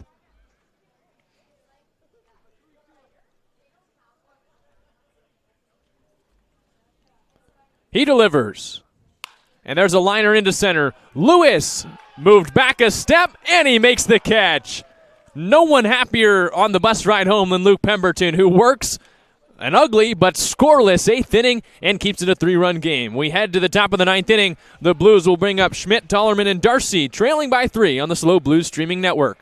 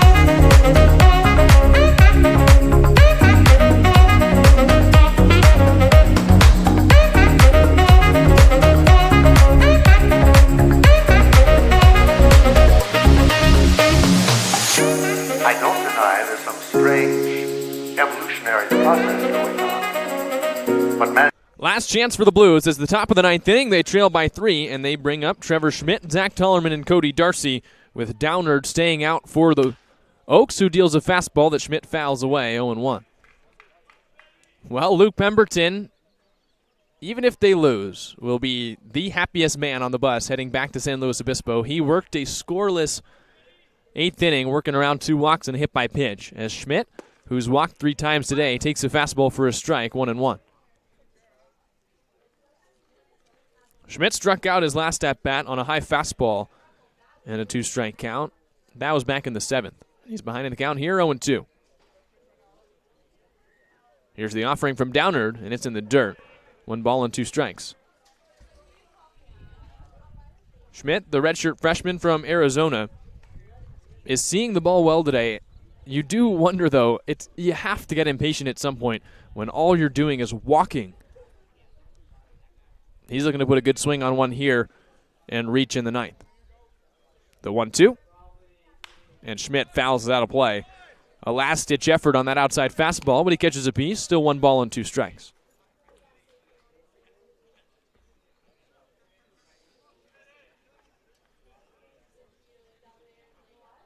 Here's the 1-2. And Schmidt takes a slider, strike 3 call. Beautiful front door pitch out of the hand of Downard, and there's 1 away.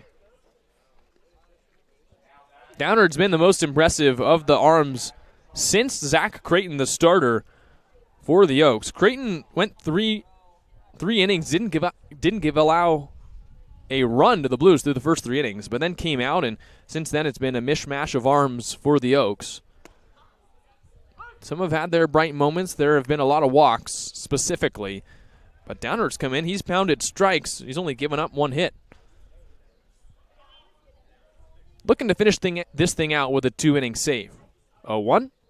And Tollerman wraps it on the ground to short. It's an easy play for Dode, who comes up with it and slings it across for the out. So the Blues are down to their final out here in the 9th. And coming up, it's the catcher, Matt Spear.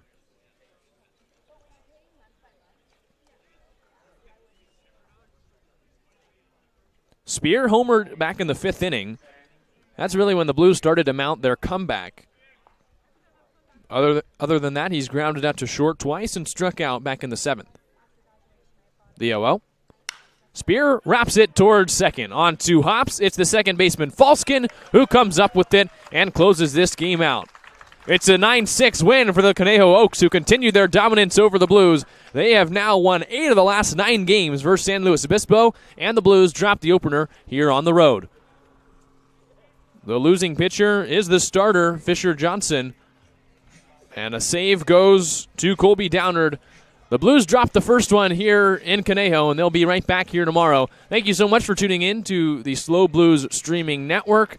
I've been Jack Smith. We'll be right back here tomorrow from Ullman Stadium as the Blues will look to tie it up and continue their streak of not losing series.